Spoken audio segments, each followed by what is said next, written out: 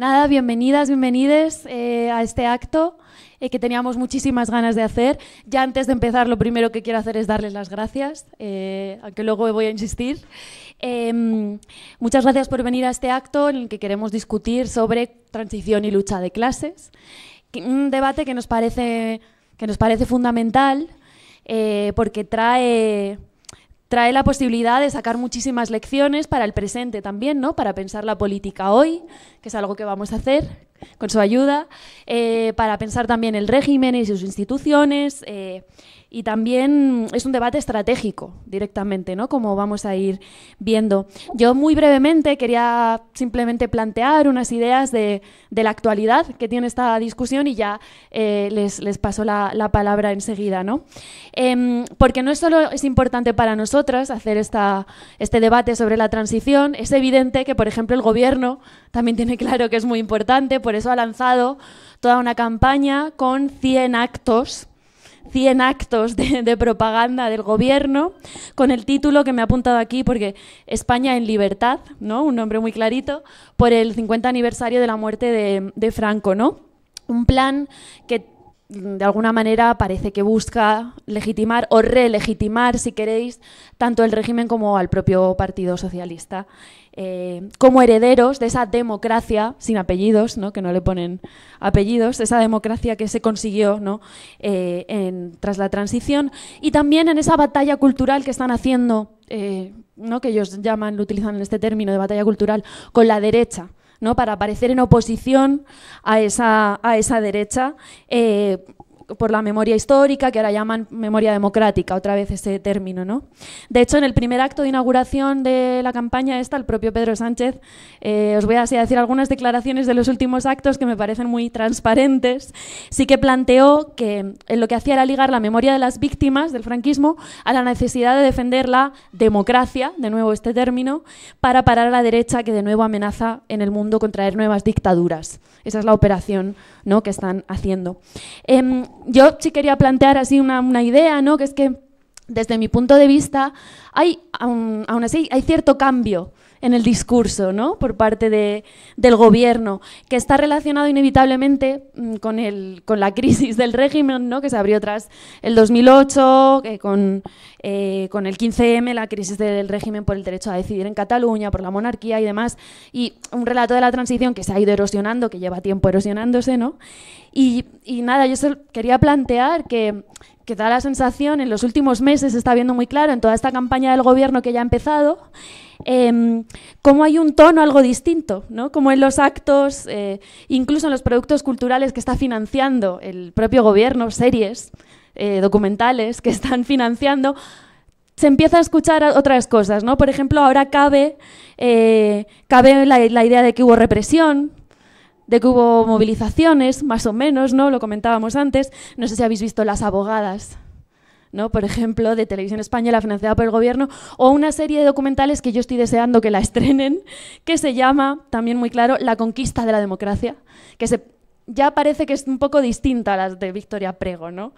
En la presentación de esta serie documental fueron desde la presidenta del Congreso Armengol, Francina Armengol, a Yolanda Díaz hasta Ana Belén, para ver un poco la operación, ¿no? Y también estuvo Nicolás Sartorius, ¿no? Un histórico del PC y de Comisiones Obreras, como invitado especial, que hizo declaraciones que también son muy transparentes, y me ha apuntado solo una frase, que dijo: el dictador murió en la cama, pero la dictadura murió en la calle. Aquí ya se ve un pequeño cambio, ¿no? Es decir, el relato del gobierno con la participación del PC, que, bueno, parte del gobierno también, ¿no? Por supuesto, bien sean actos institucionales o en estos productos culturales que digo, en estas series documentales y demás, bueno, pues ya admiten pues ciertas críticas, ¿no? Como decía, la represión y la movilización y demás, pero al final para demostrar que a pesar de todo se consiguió esa maravillosa democracia, ¿no? Que tenemos hoy, que es un poco la operación, retorciendo y reduciendo el papel de la resistencia que hubo pues a conseguir, gracias a los líderes, esta democracia para ricos, que tiene muchos hilos de continuidad con el franquismo, que eso es lo que nosotros planteamos, ¿no? La derecha, mientras tanto, estaba llevándose las manos a la cabeza. Aquí he apuntado unas frases de Feijóo, que dijo que no estaba dispuesto a jugar a la división y a la fractura en España como los que viven del pasado. Y luego tenemos a Díaz Ayuso, que siempre va un pasito más allá, y dijo que con estos actos el gobierno lo que quiere es quemar las calles y provocar violencia con grupos muy minoritarios y que Sánchez había enloquecido, ¿no? Un poco en su línea. Y luego tenemos a los sectores ya con versiones más aún no conservadoras, que están planteando un revisionismo histórico que pretende buscar bondades en la modernización que hizo el franquismo y demás, ¿no? Y por último, mientras tenemos a Podemos, los que hablaban mucho de la segunda transición en un momento dado, que hicieron campaña, creo que fue en las del 2019, con la Constitución en la mano, ¿no? Su programa de la Constitución, que paseaban por platós y por actos, y que de hecho han jugado un papel ¿no? en cuanto a la recomposición de este régimen. Ahora pues intentan ubicar como una voz más crítica, aunque evidentemente sin cuestionar el rol del PC ni de la izquierda reformista, con esta frase tan repetida que estoy segura que van a mencionar en algún momento, que van a comentar, de Montalbán, de que había una correlación de debilidades, para insistir en que, bueno, que no había más fuerza y que poco más se podía haber conseguido, ¿no? Y por el contrario, desde la CRT, nosotros lo que nos proponemos también en este aniversario y más allá es abrir el debate, que es lo que queremos hacer hoy aquí con vosotros, recuperar las enormes experiencias de la lucha de clases de los 70 y los intentos del movimiento obrero junto con el movimiento estudiantil y movimientos sociales para acabar con la dictadura y con todos sus restos, y también para que la crisis de los 70 la pagaran los capitalistas, ¿no? Ese intento de ir mucho más allá. Queremos también discutir sobre las distintas estrategias de la izquierda, por supuesto el rol de la política del PC, que seguro que también comentarán, ¿no? Para impedir que la movilización social se desarrollase, sobre todo desde que les dieron un huequito, ¿no? en el nuevo régimen. Nos proponemos denunciar las continuidades del régimen franquista en el régimen posterior, que podemos mencionar un montón: la judicatura, las fuerzas represivas, el poder de la Iglesia, las grandes empresas, la monarquía. Borbón y Cuenta Nueva, ¿no? Era una pintada que había en las calles en aquella época que me parece también bastante interesante. Y por supuesto queremos denunciar el revisionismo franquista, que parece que está de revival últimamente, y también entre sectores de la juventud, y es algo que tenemos que combatir. Y para indagar en todo esto vamos a poder hablar hoy, tenemos el lujazo de hablar con Emmanuel Rodríguez, aquí a mi lado. Muchas gracias por venir, ahora mismo os paso el micrófono. Forma parte de la Fundación de los Comunes, de la editorial Traficante de Sueños, es sociólogo y es autor de varios libros, por ejemplo El efecto clase media, si no me equivoco es el último, sí, es el último, La política contra el Estado, o uno que nos trae hoy aquí, ¿no? ¿Por qué fracasó la democracia en España? Uno de los ensayos publicado en 2015, que de una manera más nítida desmonta el relato oficial que había, ¿no? de la transición pacífica, de consenso, de consecución de la democracia.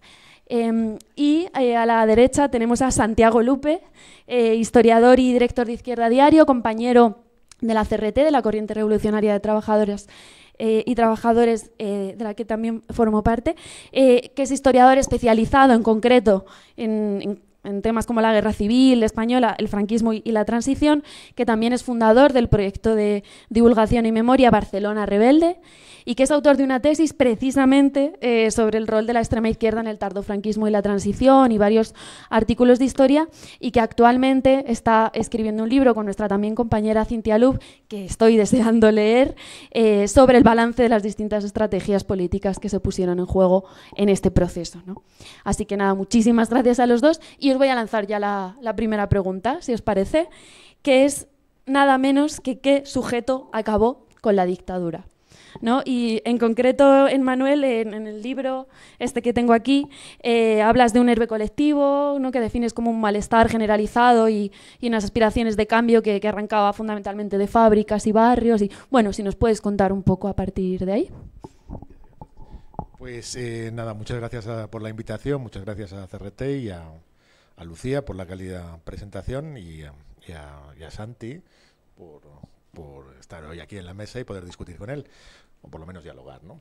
Entonces, yo creo que es una cuestión como muy importante, es que cuando uno hace historia o revisa la historia o trata de interpretarla, es tratar de situarse en una época que no es la nuestra. O sea, cuando uno se retrotrae los años 60, 70, se va a encontrar con una sociedad que se parece a la actual, pero que no es la misma. Y el hecho fundamental, y en el cual yo creo que vamos a incidir, ¿no? los dos, es que entonces existía una clase obrera no simplemente en términos nominales, sino también en términos políticos. Es decir, que existía un movimiento obrero con una capacidad, una potencia y un poder que a día de hoy resulta difícil de imaginar.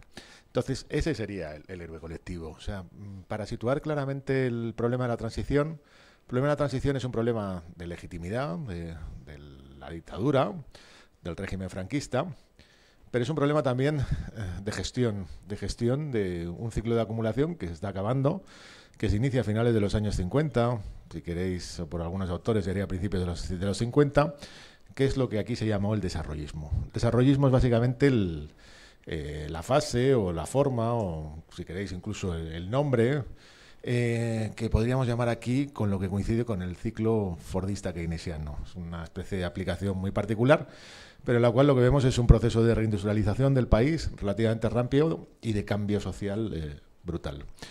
Si os fijáis, los que seáis de este barrio o de cualquier otro del sur o del este de Madrid, veréis que hay una suerte de homogeneidad, ¿no? Más o menos los barrios son parecidos, ¿no? Todos estos barrios obreros están organizados en torno a una avenida y una serie de promociones, pues a veces que son de particulares, a veces que son de grandes unidades, incluso llegan a ser hasta casi mini barrios, ¿no? En los cuales se hace en los años 60 y 70, que es lo que podríamos llamar la enorme construcción de vivienda obrera. Gente que va allí es gente que procede muchas veces en su inmensa mayoría, procede del campo español, procede fundamentalmente de regiones agrícolas que se van vaciando progresivamente. El origen de la famosa España vaciada, en realidad podríamos situarlo en el siglo XIX, pero ahí se acelera en los años 50 y 60, y a esos barrios, a los cuales llega una clase obrera que primero se hacina en las ciudades y luego se va colocando en el centro de las ciudades y en los barrios chabolistas y luego se va colocando ahí, representa yo creo que el paisaje urbano más paradigmático, si queréis, típico de esa nueva clase obrera, ¿no? El interesante de hablar de esto es que esa clase obrera, a partir de los años 60, inicia un proceso de ascenso en su conflictividad, si queréis, en su capacidad para generar desgobierno en las fábricas y además de conquistas salariales bastante importantes que a mediados de los años 70 llegan a su culminación. Si queréis, lo podríamos situar incluso en términos de economía política o de crítica de economía política. O sea, desde los años 60 veríamos que la espiral de crecimiento de los salarios va muy por encima de la productividad y por lo tanto lo que está arrancando progresivamente tasa de beneficio a lo que sería el capital industrial de la época. Lo hace además de una forma espectacular, o sea que uno puede mirar el resultado de los convenios de los años 72, 73, sobre todo a partir del 75, 76, y veréis que los aumentos salariales no son del 5 o el 10%, son del 20, incluso del 30%. De hecho, la respuesta aquí, como en otros lugares, es básicamente un ciclo inflacionista, es decir, aumenta el precio de las cosas y a partir de ahí se produce una guerra monetaria que es la que está también detrás del trasfondo económico de la transición. Esa dinámica también de conflictividad se encuentra en los barrios y prácticamente en todos estos barrios, todos los que conocéis, veréis que eso que llamamos estado del bienestar es una conquista social. Entonces veréis que el ambulatorio, el instituto, el colegio normalmente responden a luchas vecinales y esas luchas vecinales son las que son capaces de generar de la administración o arrancar de la administración pues conquistas que eran nominales en términos legales pero que no se habían efectuado. Esto se va a hacer desde el final del franquismo y va a continuar luego durante la transición. Así que si queréis que el gran motor de cambio del país es en primer lugar el movimiento obrero. En segundo lugar hay otra serie de dinámicas sociales que son interesantes también de señalar y que no son las más comunes, que es también una serie de cambios sociales y culturales que se producen también dentro de las generaciones más jóvenes del movimiento obrero, pero que también las vamos a localizar en otros sectores sociales, que es también el de una emergente clase media, cuya manifestación, si queréis, más prototípica, arquetípica, más memorialística, más la que conforma, si queréis, también, en cierto modo, una memoria de legitimidad de la propia generación que protagonizó el cambio político, es la del movimiento estudiantil, pero que no solo. O sea, por ejemplo, existe todo un ámbito de contracultura, de cambio de las costumbres, de experimentación en distintos ámbitos, que se desarrolla fundamentalmente en las grandes ciudades, pero que cambia incluso lo que consideraríais como el paisaje social, cultural muy inmediato de la juventud de la época. Es decir, aquellos que vivieron los años 70 dejaron de vivir o empezaron a vivir de una forma muy distinta a aquellos que vivieron su juventud en los años 50 o en los años 60. De hecho, el gran cambio cultural del país se produce así, ¿no? Esos dos procesos yo creo que son los que están detrás de las grandes transformaciones que se producen en los años 70 y que son transformaciones que yo creo que son de más calado que la que normalmente se habla del cambio político. Pero que yo creo que como eso se va a hablar más adelante, ¿no? Y lo que se trata es de ir ligeros, pues si queréis lo dejo aquí y le doy la palabra. Bueno, yo poco más que añadir. El ciclo de movilizaciones del que habla Emmanuel, que comienza en los años 60, es impresionante. Yo animo a todo el mundo, y sobre todo a todo el mundo que se plantea en el siglo XXI seguir luchando por la transformación social, que es un ciclo que hay que conocerlo en detalle, que hay que estudiarlo, y que para mí hay un elemento importante que yo me quiero detener un poco, que es que el motor, si se quiere, es el elemento del desarrollismo, de la aparición de una nueva clase trabajadora mucho más amplia, mucho más extensa geográficamente, en centros industriales mucho más grandes, pero que también es una nueva clase trabajadora generacionalmente. Es decir, por una cuestión simplemente del paso del tiempo, aparece una generación nueva a la que podríamos decir que le tiene menos peso el peso de la derrota, de la enorme derrota de la guerra civil. Eso es un elemento, si se quiere, que le permite también atreverse a desafiar una dictadura que no está en su momento más álgido como en la posguerra, y al mismo tiempo eso tiene un elemento de debilidad, desde mi punto de vista, que también hay un importante, es una nueva clase trabajadora que tiene un corte respecto a la generación de los años 30, ¿no? Y que muchas de las tradiciones políticas y las experiencias y las lecciones de las experiencias de los años 30, es verdad, quizás yo porque estamos haciendo la tesis más desde este ángulo, ¿no? de pensar las estrategias de la izquierda y la extrema izquierda en los años 60 y 70, en el periodo de la transición, y que hay ese corte fruto de la enorme derrota que ha habido, ¿no? Y eso también va a configurar y va a dar parte de las potencialidades y de los límites también del proceso del que estamos hablando. Yo coincido plenamente de que el epicentro obviamente es la fábrica, es el movimiento obrero, que esa conflictividad obrera impacta en todos los otros órdenes sociales, en el barrio, en la universidad, en los intelectuales, en múltiples espacios, pero es verdad que la clase trabajadora es vista y el movimiento obrero como el sujeto y el motor de cambio, ¿no? Y que además asume muchas veces un rol, digamos, de aglutinar o de hegemonizar muchas demandas sociales de otros sectores populares, vecinos y demás, que son parte de la clase trabajadora o de sus sectores, digamos, aliados. Es un tipo de movilización social, además, que tiene una rápida traslación de lo social a lo político. O sea, se fundamenta en un rechazo a la opresión política, a la sobreexplotación capitalista, pero cualquier reivindicación, por mínima que sea, necesariamente acaba chocando con el régimen por la vía de la represión y se politiza en un sentido antirrégimen rápido, y eso también es una característica muy particular si lo comparamos con otros ciclos de movilizaciones que se pueden estar dando en esos años en otros lugares. Y que tiene una conciencia, que eso lo plantea también Emmanuel en su libro, ¿no? Que hay como una conciencia con algunos lugares comunes interesantes. O sea, hay un cierto igualitarismo, hay un cierto sentido de comunidad, ¿no? Con el epicentro siempre en esa identidad o en esa pertenencia, esa conciencia de clase. Y todo ese magma, digamos, lo que hace es que en los años 70 este sujeto, este movimiento obrero en ascenso, se convierte en algo realmente inaceptable para la propia supervivencia, ya no del régimen de la dictadura, sino en un momento del propio capitalismo español. Es decir, el capitalismo español había tenido un enorme proceso de desarrollo, pero a partir de los años 70, del año 73, con la crisis del año 73, hay una enorme disfuncionalidad. Tenemos un movimiento obrero que sigue en ascenso, que sigue ganando todavía a nivel salarial, o sigue que está comiendo un trozo cada vez más grande, digamos, de la tarta de la riqueza del país. No hay un retroceso hasta bien pasada la transición. Y un capitalismo español, una burguesía que necesita urgentemente comenzar a aplicar lo que después será la ofensiva neoliberal, ¿no? Políticas, digamos, para atender la crisis capitalista y hacerla descargar. Y se ve en gran medida imposibilitado. El régimen franquista no podía aplicar ese ajuste sin generar una situación cada vez más peligrosa socialmente para los intereses y para la propia supervivencia del régimen y del Estado capitalista. Y eso va a hacer, bueno, que por un lado haya sectores del franquismo que vayan pensando en el cambio de chaqueta, en que se acabarán de convencer muchos de ellos pasada la muerte de Franco en el 76 y demás, pero ya comienzan muchos a planteárselo antes.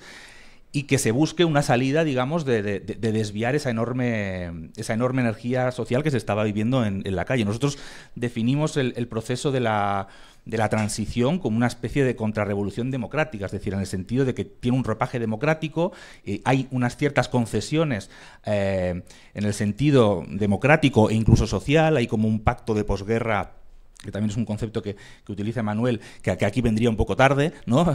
Tiene elementos de eso, pero también tiene elementos, y sobre todo lo que primará serán los elementos de que es la antesala de la aplicación de la ofensiva neoliberal en el Estado español, ¿no? Que en nuestro caso, bueno, será a partir de finales de los 70, los años 80, y el principal artífice de esta gran ofensiva será justamente el Partido Socialista con los gobiernos de Felipe González, ¿no? El que la desarrollará, ¿no? Digamos, de una manera más fuerte, o que lo puede hacer porque conquista esa nueva legitimidad. Por lo tanto, es eso, es un sujeto que en un sentido, más allá de cuáles fueron los resultados finales, el potencial que tenía, que o se contenía y se desactivaba ese enorme proceso de lucha de clases, o realmente el capitalismo español estaba pasando la canutas. Hay una idea que también plantea Manuel en el libro, que es la aceleración por intentar llegar a una estabilización, ¿no? Bueno, esa aceleración es que era una necesidad de vida o muerte, o sea, es desesperante cuando uno o despierta, o sea, se ve mucho la desesperación cuando uno lee las declaraciones de la OCDE, de los gobiernos de Suárez, de cómo necesariamente tenemos que, conquistar un nuevo pacto social. De hecho, el pacto social es lo primero que se firmará, los pactos de la Moncloa,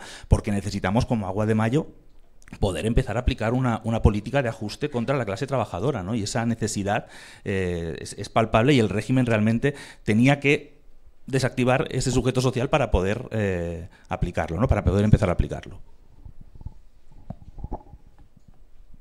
Bueno, precisamente algo ya está adelantado aquí, ¿no? Hay una diferencia grande, ¿no?, entre esta fuerza social, este motor de cambio, las luchas sociales, ¿no?, su historia, sus aspiraciones de las que estaban hablando, y, ¿no?, que no se corresponde con la historia de lo que podemos llamar el antifranquismo hegemónico, ¿no?, por llamarlo así, que fueron los que dirigieron junto a las élites posfranquistas el proceso, ¿no?, de la transición. Entonces, ahora quería preguntaros cuál es la dialéctica entre estos dos sujetos, ¿no? ¿Qué estrategias se pusieron en juego aquí? Y si Santiago nos puedes empezar a contestar. Bueno, la dialéctica está tiene como un elemento de entrecruzada y también de contradictoria, ¿no? Porque, en primer lugar, hay un elemento que es clave. En todo este proceso de la lucha de clases, las organizaciones políticas, sindicales que van surgiendo del antifranquismo son un sujeto, que también lo van a moldear, que lo van a impulsar. O sea, no podríamos entender tampoco este sujeto solo desde la espontaneidad. Hay una labor, digamos, o una función de la militancia política, sindical, de distinto tipo, que es fundamental. Ahora bien, la militancia o este fenómeno es un fenómeno diverso, ¿no? No podemos hablar solo de una corriente, aunque evidentemente hay corrientes que tienen un papel o un peso importante, como es el Partido Comunista, pero tenemos desde el Partido Comunista, el cristianismo de base al principio, organizaciones que vienen o que se conforman a finales de los 50 y sobre todo de los 60, el Felipe, el ETA y todas sus escisiones, la extrema izquierda que aparece sobre todo en los años finales de los 60 y sobre todo en los años 70, donde tiene un mayor protagonismo, y que despliegan diferentes estrategias y legítimamente intentan que los procesos sociales que se están dando, encuadrarlos o que, digamos, orientarlos detrás de una determinada estrategia, ¿no? Y por lo tanto eso moldea también a estos propios procesos sociales, y sobre todo quien lo va a moldear tanto no de una manera armónica ni sin fricciones, y muchas veces incluso para terminar de conducirlo a un destino que quizás no era el que se podía llegar, va a ser justamente las corrientes que tienen un papel más importante o más hegemónico, ¿no? Que sobre todo en el caso del Estado español estamos hablando del Partido Comunista. Y ahí hay una relación, ya digo, que es contradictoria, porque si uno mira, por ejemplo, los primeros momentos del antifranquismo, uno podría pensar que hay una relación más armónica o que hay una equivalencia mayor, es decir, se trata de luchar contra la dictadura, contra sus elementos más opresivos, por desarrollar una lucha de recomposición o de mejora de las condiciones de trabajo de esta nueva clase trabajadora. pero que conforme el proceso se agudiza y se abre más una crisis política en el régimen, después sobre todo de la muerte de Franco, pero incluso en los años anteriores, y agudizado también por las nuevas condiciones que abrirá la crisis económica, empieza a haber una divergencia importante, ¿no? Trotsky, para hablar de esta relación entre direcciones y movimiento obrero o la lucha de la clase trabajadora en los años 30, en el concreto en España, decía que había como un ángulo de división, ¿no?, de distintos grados, ¿no?, y que incluso en algún momento esa división había sido de 360 grados, ¿no? O sea, que la clase trabajadora apuntaba hacia un sitio y sus direcciones hacia otro totalmente distinto, ¿no? La clase trabajadora estaba intentando hacer una revolución social y sus direcciones la estaban masacrando en las calles de Barcelona, o una parte de sus direcciones en las calles de Barcelona en mayo del 37. Bueno, aquí yo no sé si llegó a haber 360 grados, pero sí que hubo... Perdón, 180, 360, estamos en la misma. Siempre me pasa. Bueno, no sé si fueron 180, ¿no? Creo que no se llegó a abrir tanto ese compás, pero sí que tiene, sobre todo en el caso del Partido Comunista, ¿no? El Partido Comunista, en un momento, el movimiento, sobre todo a partir del año 75-76, tiene unas características muy agudas por extensión territorial, porque empiezan a surgir también fenómenos de mayor autonomía, de mayor autoorganización y de menor control por parte del PC o de otras corrientes. Empieza a haber expresiones de mayor autoorganización, hay una intencionalidad y una aspiración también producto de la muerte de Franco, ¿no?, de la posibilidad de acabar por fin con la dictadura y con todos sus restos. Está esta idea igualitaria que empezaba a ser cada vez más contratendencial a las propias tendencias del capitalismo español. Es decir, no se podía seguir ampliando el salario de los trabajadores sin llevar a una crisis cada vez mayor al propio capitalismo español. Por lo tanto, ahí había un elemento de contradicción importante. Y esas tendencias que existen, el Partido Comunista opondrá otras tendencias bien diferentes, ¿no?, a una movilización que hay que desarrollar, pero está concebida como una movilización para presionar, para lograr una negociación. Y por lo tanto todas las aristas más disruptivas, la autoorganización, la radicalidad, todo eso hay que digamos, desactivarlo, ¿no? El Partido Comunista hará famosas citas célebres en el 76 sobre todo, ¿no?, el Partido Comunista y su dirección en comisiones obreras, de que hay que saber acabar una huelga, ¿no? Y eso es una política que intentará repetir y repetir y repetir para intentar desactivar, ¿no? Por lo tanto, eso va a terminar también, eso tiene también una incidencia en que el proceso se desmonte. Y luego habrá otras estrategias que se pondrán en juego también en los años 70, que lamentablemente ninguna de ellas logró hacer, digamos, la función de alternativa a esta dirección hegemónica del Partido Comunista, ¿no? Los años 60 y 70 va apareciendo una nueva extrema izquierda que al principio es muy vanguardista o muy ultraizquierdista, pero que poco a poco también va a ir virando y va a ir construyéndose en sectores de la clase trabajadora. En los años 70, por ejemplo, en el primer Congreso de Comisiones Obreras, la proporción de delegados que venían a representar, digamos, a la corriente afín a partidos que no eran del PC, que estaban a la izquierda del PC, era más o menos un tercio de los delegados. O sea, no es que no tenían peso en la clase trabajadora, ¿no? Sobre todo hay una corriente importante que es diferentes grupos maoístas, ¿no?, diferentes escisiones y demás que van a ir apareciendo, que levantan una estrategia que concuerda o que comparte con el PC esa lógica de etapas, ¿no?, de la necesidad de ir a una etapa democrática, por lo tanto de algún tipo de alianza o de acuerdo con los sectores de la burguesía democrática, y que eso hace que tampoco desarrollen un poder o intenten desarrollar una autoorganización obrera, un contrapoder obrero, una fuerza social capaz de imponerse a los intentos de cambio gradual o de intento de cambio ordenado, ¿no?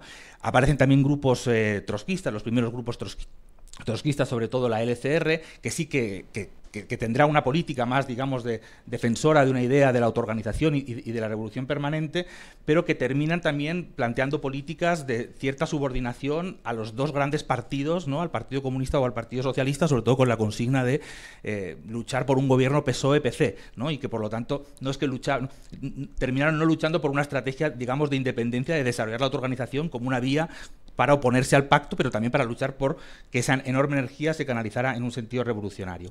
Otras corrientes más ligadas al movimiento autónomo, a la autonomía obrera, que sobre todo las ha estudiado mucho Emanuel y otros autores, que luchaban por que las propias fuerzas sociales, ¿no?, que se estaban desencadenando tuvieran eso, una plena autonomía y un desarrollo, digamos, por fuera de los grandes partidos reformistas.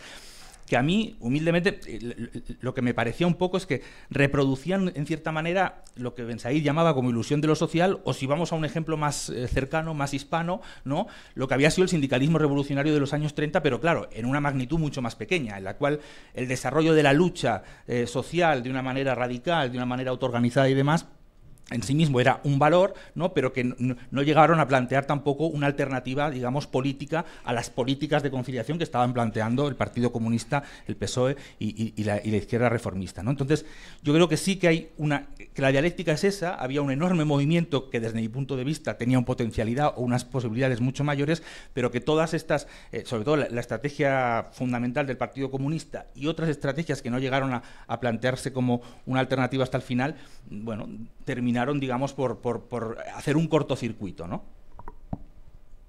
Gracias. Bien, yo creo que aquí hay elementos de discusión, ¿no? Pero, claro, tenemos que ser relativamente breves. Entonces, o sea, lo planteáis, ¿no? No me acuerdo cómo estaba formulada la pregunta, pero básicamente yo creo que siempre que se abordan a este tipo, bueno, pues este tipo de episodios históricos, tenemos que saber distinguir entre lo que tú señalabas, las direcciones políticas, y que yo lo voy a llamar directamente la izquierda, y aquellos procesos sociales que son los que marcan el ritmo, la dinámica de los conflictos, ¿no? Cuando pensamos en los años 60 y pensamos en la militancia que había entonces, que a principios de los años 60 estaba básicamente dominada por el PC, lo que quedaba, bueno, un PC, pues que... Bueno, tenéis ahí las memorias de Semprún y de algún otro y podéis ver cómo era esa dinámica, pues sobre todo en los años 50, pues extremadamente clandestina. Y por otra parte, un movimiento obrero que no surge a iniciativa del PC, sino que surge en una multitud de focos bajo una idea que es de comités o de comisiones obreras, que luego dará lugar a las comisiones obreras, pero que básicamente es una dinámica de elección de delegados en las distintas fábricas, sobre todo al principio en los pozos mineros de Asturias, para elegir una serie de representantes que negociasen con la gerencia, con la dirección de la fábrica, del pozo, lo que fuese, ¿no?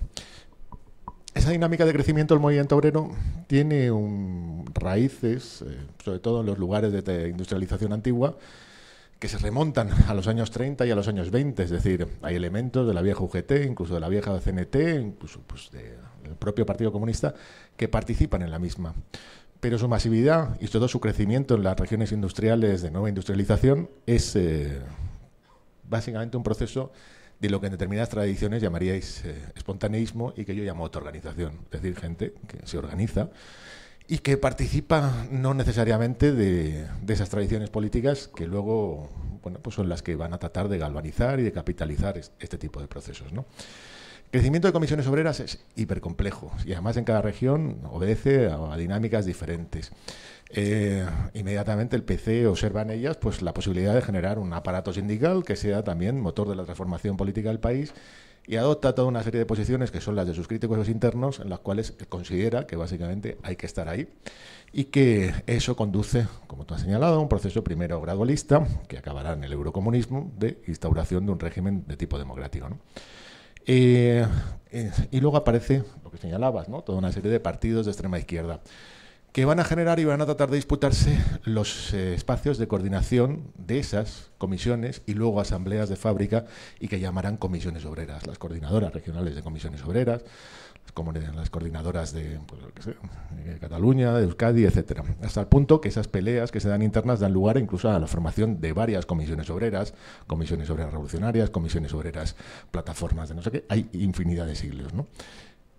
Todo ese proceso de, por un lado, una agitación obrera cada vez más fuerte, más intensa, cada vez más asamblearia, porque las asambleas se conquistan en la fábrica, no aparecen al principio. Es decir, prácticamente el nivel de represión interna dentro de las fábricas era feroz, o sea que no podías. Pero al cabo de un tiempo, y según se van conquistando capacidad de acción y se van ganando también muchos convenios, pues esto tiende a desbordar el sindicato vertical y a generar espacios asamblearios dentro de las propias fábricas, ¿no? Es un crecimiento que es prácticamente, pues, no sé, orgánico, generativo dentro de los propios espacios de organización obrera, hasta el punto de que esa capacidad de generar conflictos tiende a desbordar prácticamente todas las previsiones que cualquiera de las direcciones políticas, incluso las más radicales, tuviesen en mente. Es decir, que a partir de los años 70, 71, 72 vemos huelgas comarcales o de ciudad o de región que funcionan en mancha de aceite. Es decir, que aparece una huelga en un conflicto, inmediatamente genera solidaridad en todos los demás y el espacio en el que estamos hablando, pues Vigo, Gijón, yo qué sé, Navarra, da lugar a una huelga general, ¿no? Ese ciclo huelguística adquiere su punto álgico en el año 76, entre el invierno del 75-76 hasta marzo del 76, ¿no? Que yo creo que es el momento clave y determinante, uno de los puntos de inflexión más importantes de la época, ¿no? Allí se produce, prácticamente después de la muerte de Franco, una ola huelguística brutal que paraliza en varias ciudades, algunas de ellas pues tan importantes como Vitoria, la cual se darán los hechos famosos que seguramente conoceréis del 3 de marzo de Vitoria, que acaba con una masacre en ese momento por el ministro de Gobernación, que era Manuel Fraga, que manda entrar a una iglesia donde se hacía la Asamblea General, pero que, por ejemplo, también se producen aquí en Madrid, ¿no? O sea, en Madrid llega a haber 350.000 huelguistas, y vosotros diréis, bueno, en una ciudad de 1 millón y pico de trabajadores, pues no mucho, pero prácticamente todo el tejido industrial, todo el metro, los transportes, Telefónica, etcétera. Y eso más o menos desde finales de diciembre hasta muy entrado el mes de enero. Es decir, que imaginaros la ciudad parada no durante un día, dos, o sea, una huelga general de toque de silbatos, sino una huelga general autoorganizada desde abajo que duró semanas, ¿no? Y que obligó a la militarización del metro y, curiosamente, también, como señalabas tú, al propio PPC a tomar una decisión que es drástica, que es básicamente vamos a parar la huelga. Entonces hay una reunión del comité de huelga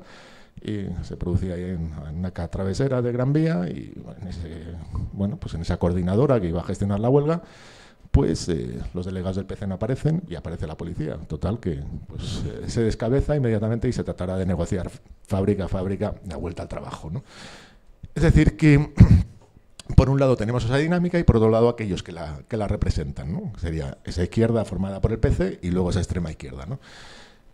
Esto daría para un debate bestial, pero en cualquier caso lo que se interpreta, digamos, como la izquierda hegemónica de la época, que es el PC, y por otro lado el propio Partido Socialista, con muy poco pie en el movimiento obrero, aunque algo en Vizcaya y en Asturias, es básicamente que ellos van a ser los representantes de ese proceso, si queréis, de movilización, de cambio social subterráneo y cada vez más emergente en el conjunto de la sociedad, pero también en esos espacios obreros, en términos de un cambio de régimen político.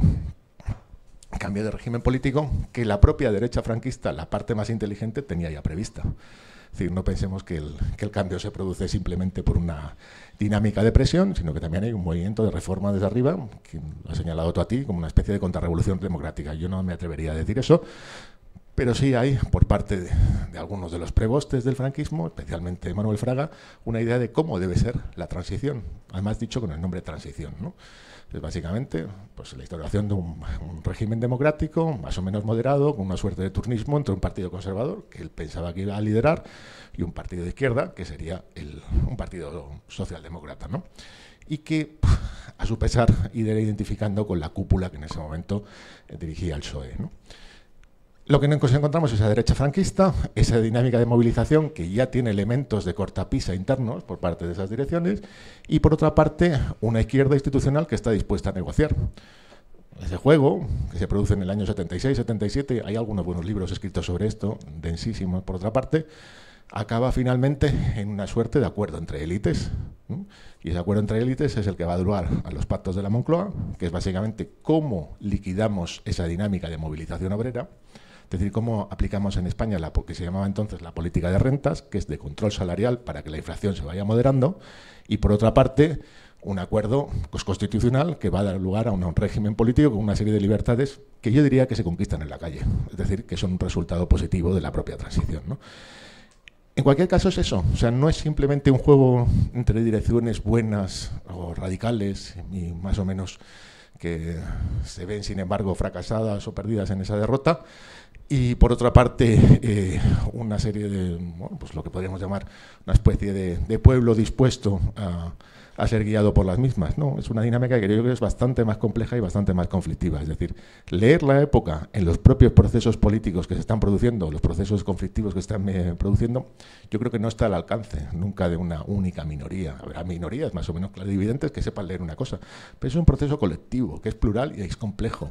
Y que además yo creo que su principal valor es que cuaje y esto lo hablaremos, me parece que en el siguiente punto, en instituciones que sean de tipo propio. Es decir, lo que hace la transición es básicamente destruir, liquidar todos los restos de autonomía obrera, y no me entendáis por autonomía obrera lo que se dice normalmente como autonomistas. Autonomía también cultural, autonomía, si queréis, de tener y disponer de unas instituciones propias. Todo eso se liquida. El movimiento obrero desaparece en esa época, por mucho que luego quede los sindicatos. O sea, los sindicatos no lo va a apoyar ni Dios. De hecho, el nivel de afiliación sindical a principios de los años 80 no llega al 13-14%. Es nada, sencillamente. Y eso se contrasta con esa dinámica de movilización previa. Y eso yo creo que es un debate que evidentemente ahora no tenemos tiempo para desarrollar, pero que creo que es interesante a la hora de pensar la época. Vamos con la siguiente pregunta, aunque es verdad que daría para mucho más esta, ¿no? Y este debate que ya se ha enunciado. Ahora quería llevaros a la que pusimos en el título, ¿no? De si entonces el régimen del 78 era el único resultado posible, que yo creo que ya por las intervenciones que ha habido hasta ahora nos ha quedado claro que la respuesta corta es no, pero ahora queremos la respuesta larga y un poco... Y si no era el único posible, ¿por qué no se pudo llegar más lejos, ¿no? Y te pregunto primero a ti esta vez, Manuel. Pues yo creo que esto es también como interesante. Hay toda una rama de la historia que se dedica a hacer ¿no? hipótesis contrafácticas, tú sabrás más de esto, porque lo habrás estudiado más. O sea, que es básicamente qué futuros posibles estaban contenidos en un determinado momento. Y realmente es difícil de decir. O sea que lo que sí podemos ver es qué futuros se cierran en la transición y que sí estaban presentes, ¿no? Como potencialmente, virtualmente, dentro de la dinámica que se estaba produciendo en la época, ¿no? Uno muy interesante es el que compete al propio movimiento obrero. O sea, cuando, por ejemplo, un sociólogo de la época, uno de los prebostes de la sociología de los años 80, se llama Víctor Pérez Díaz, tampoco lo tenéis por qué recordar, hizo encuestas dentro del mundo obrero, iba siempre con el presupuesto de básicamente del aburguesamiento de la clase obrera.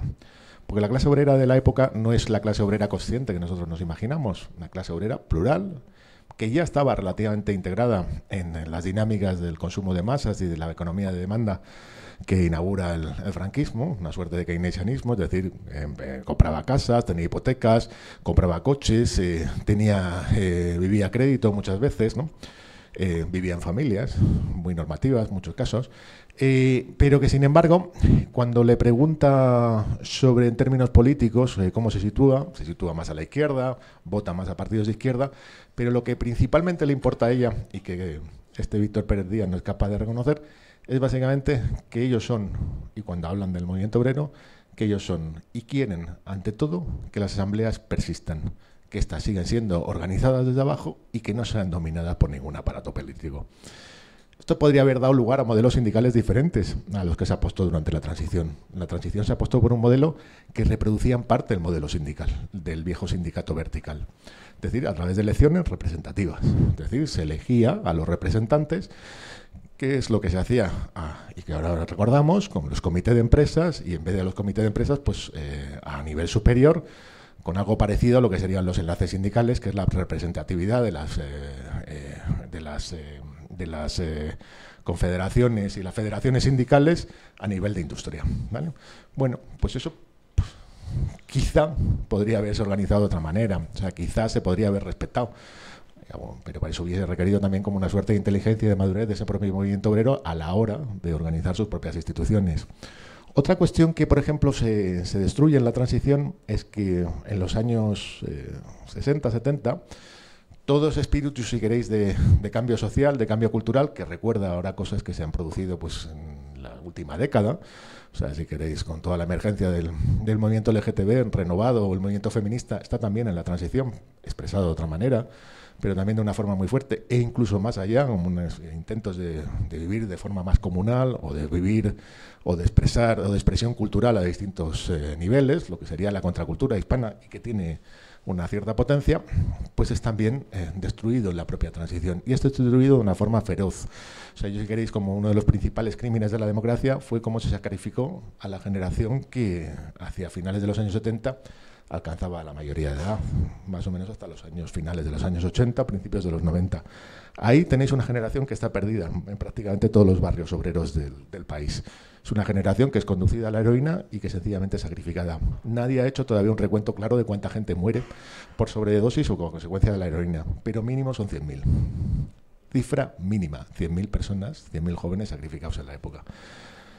Por reducción de expectativas, por desinterés institucional, por falta de servicios médicos y evidentemente por un agotamiento de todo lo que serían las posibilidades de futuro que dio lugar la famosa década de los 80, en la cual es una década que uno puede encontrar expresiones más o menos alegres y divertidas, siempre y cuando sea capaz de mirar el otro reverso de la moneda, que es este, de una generación que es destruida. Yo creo que estos dos elementos podrían haber encontrado otras soluciones, pero evidentemente sobre una base que solamente existía de una forma incipiente en la época, es decir, que nunca tuvo la fuerza suficiente como para imponerse de otra manera, ¿no?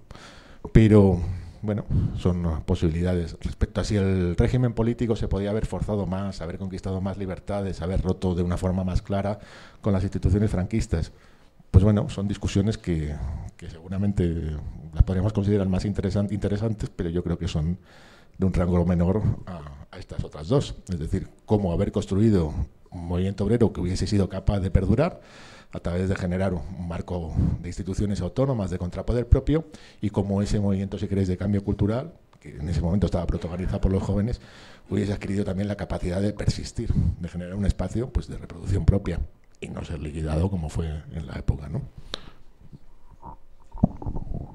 Sí, yo también sobre la política ficción, o digamos la contrafáctica, ¿no? De qué habría podido pasar, qué otro futuro hubiera sido.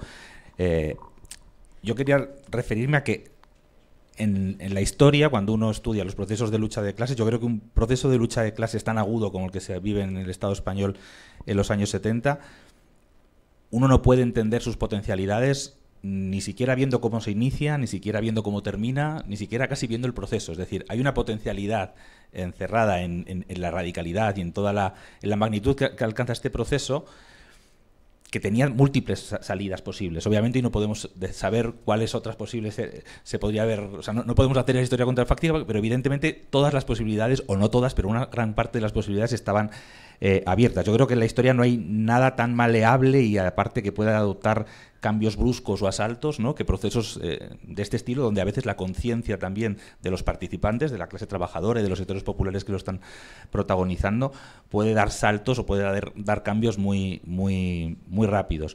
Ahora, lo que yo sí que me quería referir, porque eso sí que lo podemos constatar, es qué otros futuros o qué otros posibles desarrollos se intentaron evitar y se evitaron con éxito por parte de quienes los evitaron, ¿no? Porque eso sí que lo podemos medir. En este tipo de procesos, el rol que juegan las mediaciones políticas que mencionabas, ¿no? Sobre todo las que tienen un papel hegemónico dentro del antifranquismo y del movimiento obrero, y el propio régimen también, los sectores, digamos, más que están haciendo ese cambio de chaqueta, son fundamentales también para ver qué es lo que consiguen evitar o qué es lo que consiguen desactivar. Si analizamos un poco la política del Partido Comunista, el Partido Comunista venía hasta el año 75 prácticamente, hasta que Franco muere en la cama, ¿no? Hasta que Franco muere en el Pardo, venía planteando ya desde los años 50 la teoría de la reconciliación nacional, que ahí ya dejaba claro que no venía a hacer ningún ensayo revolucionario, sino que lo que buscaba era un cambio de régimen con algún tipo de acuerdo con sectores democráticos no solo de la burguesía, sino incluso con sectores democráticos que pudieran desgranarse del propio franquismo, pero hasta el año 75 todavía mantiene una especie de fórmula que nunca llegará a aplicar, que es la de, bueno, ir a una huelga general pacífica o una huelga general nacional. Digamos, las denominaciones van variando a lo largo del tiempo, pero iniciar el proceso con una gran huelga general que hiciera colapsar a la dictadura, establecer un gobierno provisional y a partir de ese gobierno provisional pues poder abrir un proceso constituyente, poder establecer la república, o sea, toda una serie de demandas democráticas. Esa era, digamos, la hoja de ruta del Partido Comunista casi, o no casi, hasta el año 75. Cuando muere Franco, esa hoja de ruta desaparece.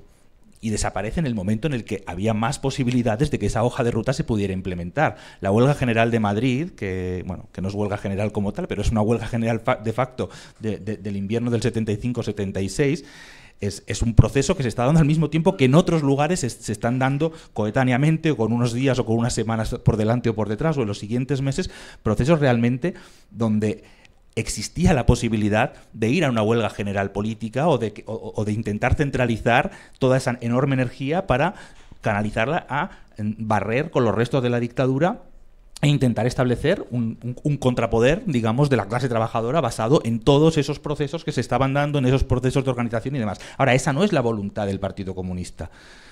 Y no lo es porque es muy consciente de que esa vía no lleva al resultado que quiere.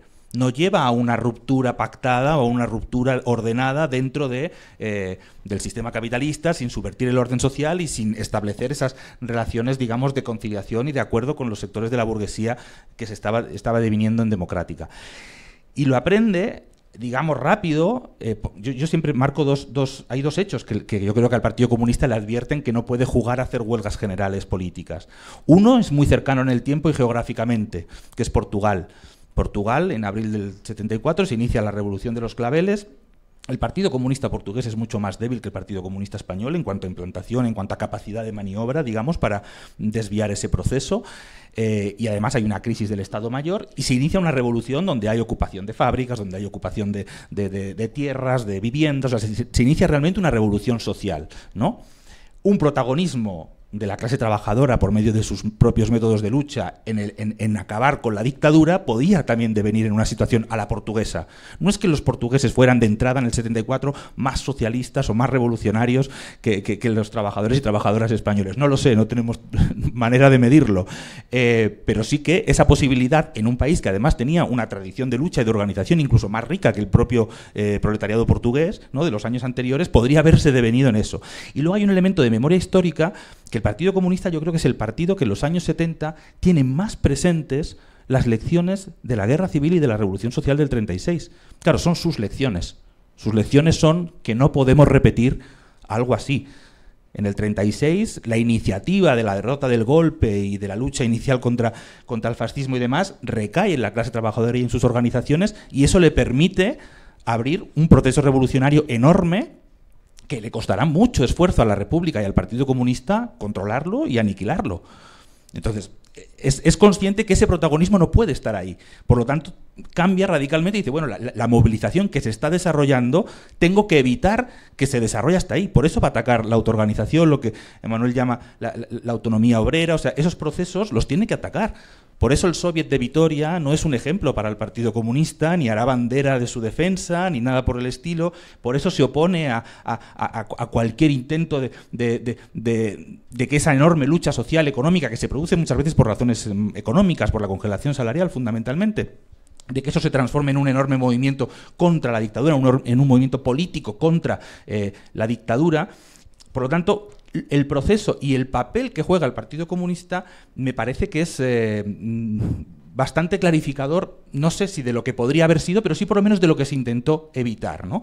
Y también al mismo tiempo para mí marca, qué elementos, ¿no?, se podía uno jugar, ¿no?, si jugáramos ahora sí a la política ficción, a la historia ficción, a volvernos al pasado con el Ministerio del Tiempo, qué política, ¿no?, podríamos pelear, o cuál era la política que iba en contra justamente de la del Partido Comunista y que permitía que esas tendencias que ya existían espontáneamente en la clase trabajadora, ¿no?, se pudieran desarrollar. Son tendencias que se podían desarrollar, se podían desviar y paralizar, o se podían establecer contra tendencias contrarias a ellas, ¿no?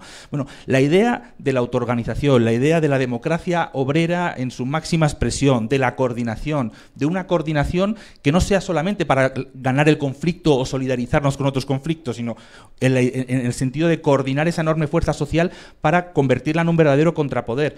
Son lecciones que incluso estaban, para mí, inscriptas en las propias lecciones nuestras de la Revolución Social, y no solamente de los sectores como los trotskistas, ¿no?, que éramos muy poquitos en la Guerra Civil, sino incluso sectores del movimiento anarquista en el año 36-37, los amigos de Durruti y demás sacaban esa conclusión. No nos basta con tener comités, milicias y demás, tenemos que unificar todo ese contrapoder y establecer lo que ellos llamaban una junta central revolucionaria. Bueno, esas lecciones de los 30, un poco lo que nosotros estamos investigando, nuestra hipótesis, si quieres, del libro que estamos investigando, es cómo hay una ruptura que no solo es generacional, sino que incluso dentro de la inteligencia, digamos, o de las organizaciones, de las corrientes que abogaban por una estrategia alternativa a la del estalinismo, no se llegó a plantear al menos como una estrategia clara, ¿no? de generar de desarrollar esa autoorganización, de que la hegemonía que ya existía de la clase trabajadora como, digamos, líder de toda esa lucha contra el franquismo, adoptara también sus propias instituciones, ¿no? Y que eso pudiera ser una alternativa para disputarle la salida que estaban tramando o que estaban acordando ya las direcciones reformistas con el régimen. Si eso hubiera podido ganar o no, no tenemos ni idea. Lo que yo creo que sí que estoy convencido que eso sí que, incluso el perdiendo, incluso aunque nos terminaran colando la transición, hubiera dejado unos jalones de experiencia, y no solo de experiencia y de elecciones, sino incluso organizativos mejores, ¿no? Seguramente hubiéramos enfrentado mejor, o hubiera habido mejor músculo para enfrentar lo que vino después, ¿no? Los 80, la reconversión, la agenda neoliberal, ¿no? Y todos esos desastres que mencionabas, ¿no? Y que tienen su episodio más trágico, si quieres, en la generación perdida por la heroína, ¿no? Pero también en todo el desmantelamiento del movimiento obrero que había costado años construir durante la dictadura y que Felipe González y compañía vinieron a arrasar con todo ello. Gracias. Bueno, pues vamos a pasar a la última pregunta, de la historia ficción a la historia comparada, no si queréis, para venir un poco más a la actualidad, ¿no? Bueno, el libro de Manuel, que tengo aquí, lo publicaste más o menos en torno al 40 aniversario de la muerte de Franco. Estábamos pleno 15M, toda la crisis del régimen, ¿no?, que hemos mencionado al principio, y ahora estamos en el 50 aniversario, con la campaña esta del gobierno que también mencioné antes, 14 años de aquel 15M nada menos, 11 de la fundación de Podemos. Entonces la pregunta es, ¿qué parte de todo esto que ha sucedido en este último ciclo de movilización, crisis y de cierta restauración del orden, en un sentido cada vez más conservador, creéis que tiene claves interpretativas en una historia comparada con la transición, ¿no?, con todo este proceso que estamos hablando, esta historia de luchas, desvíos y restauración, ¿no?, de la que venís intercambiando? Te doy la palabra, Santiago. Sí, yo creo que tiene puntos interesantes para hacer ese ejercicio de historia comparada, tanto en los hechos como incluso en los relatos que se establecieron sobre la misma transición. Digamos, a partir del 15M, ¿no?, y de los fenómenos políticos que aparecieron después, digamos, del 15M. Primero, por el 15M como fenómeno, obviamente, es una enorme crisis política del régimen y un enorme proceso de movilizaciones que no tiene la magnitud, si se quiere, con el que estábamos hablando, ¿no?, de los años 60 y 70, que tiene un protagonismo enorme inicialmente de la juventud, pero no solo, y que impacta también en sectores de la clase trabajadora, de los sectores de los servicios públicos, las jornadas de huelga contra la reforma laboral, la huelga minera. Obviamente, no estamos hablando, lamentablemente, de un proceso similar, digamos, al que hablábamos, ¿no?, de los años 60 y 70. Pero sí que es un proceso, sobre todo entre el 2011 y 2012, donde hay una conmoción del régimen y una potencialidad que se pudiera desarrollar un movimiento social potente en contra del régimen del 78, y que eso no se da. Y no se da también por los propios límites, digamos, heredados de las décadas de ofensiva neoliberal y todo lo que supuso en desarticulación del movimiento obrero, pero también incluso por cómo llega la izquierda transformadora a ese momento. La izquierda transformadora llega en general con una visión y con años de cierto abandono de los intentos de intentar, aunque sea, regenerar de alguna manera corrientes dentro del movimiento obrero que pelearan por reincorporar esa enorme fuerza social a la lucha. Más bien estábamos nosotros éramos de los pocos que peleábamos por esa estrategia, pero en general casi toda la izquierda estaba mirando en otro sentido. Y eso hace también que incluso las posibilidades que podía haber de unificación entre la juventud de las plazas, por decirlo de alguna manera, o los movimientos ciudadanos, sociales, por la vivienda, con las luchas obreras que se podían dar, muchas o pocas, pero las que se estaban dando, estaba realmente difícil. Y aparte ahí, aunque la izquierda reformista llegó muy mal al 15M y fue parte de la crisis de representación, lo cierto es que las burocracias sindicales, desprestigiadas y todo lo que quieras, pero siguen teniendo hoy un papel fundamental en controlar y convocar huelga a golpe de pito o no hacerlo como llevan haciéndolo 12 años, ¿no? Y entonces revertir ese control era realmente complicado. Entonces yo creo que vivimos un momento que sobre todo me parece que fue el término este que empleaba antes, ¿no? De la ilusión de lo social, ¿no? De la idea de que solamente con el desarrollo de la movilización ya podíamos realmente acabar con este régimen o producir cambios sociales profundos, ¿no? Y que cuando el movimiento empezó a declinar, apareció la otra contracara, que es la ilusión de lo político, ¿no? Creando un aparato político reformista que por la vía institucional resolverá esto. Y la justificación que todavía a día de hoy se emplea para este cambio vuelve a ser la de la correlación de debilidades o la correlación de fuerzas. Es decir, el ciclo se acabó y entonces, bueno, el paso siguiente era este. Y todas las correlaciones de fuerzas o de debilidades, tanto esta como la de los 70, no son elementos que vienen dados del cielo, por un fenómeno natural o por una serie de elementos estructurales de la sociedad, sino que la correlación de debilidades o de fuerzas mejor se construye. Es decir, uno tiene política o no, hay políticas que ayudan a construir lo que me refería antes, ¿no? De que hay tendencias que están dadas en la realidad de forma espontánea que uno puede intentar, una corriente, unas organizaciones pueden intentar que se desarrollen o pueden intentar todo lo contrario, que no se desarrollen. Y eso es un poco, creo que es lo que pasó y creo que se explica el fenómeno de la emergencia de Podemos. Podemos es una suerte de repetición de la historia como farsa, en el sentido de que como proyecto viene con una clara intencionalidad de restauración de un orden, ¿no? Y aparte planteado abiertamente por sus fundadores de que lo que se había roto era el consenso del 78, la crisis del 2008 rompió el consenso del 78 y había que regenerar otro consenso. No el mismo, exactamente, pero sí que había que regenerar el régimen político español de alguna manera. Aunque tuvieran un discurso a veces de romper los candados, etcétera, etcétera, todos sus inicios son claramente de nos mantenemos dentro del orden.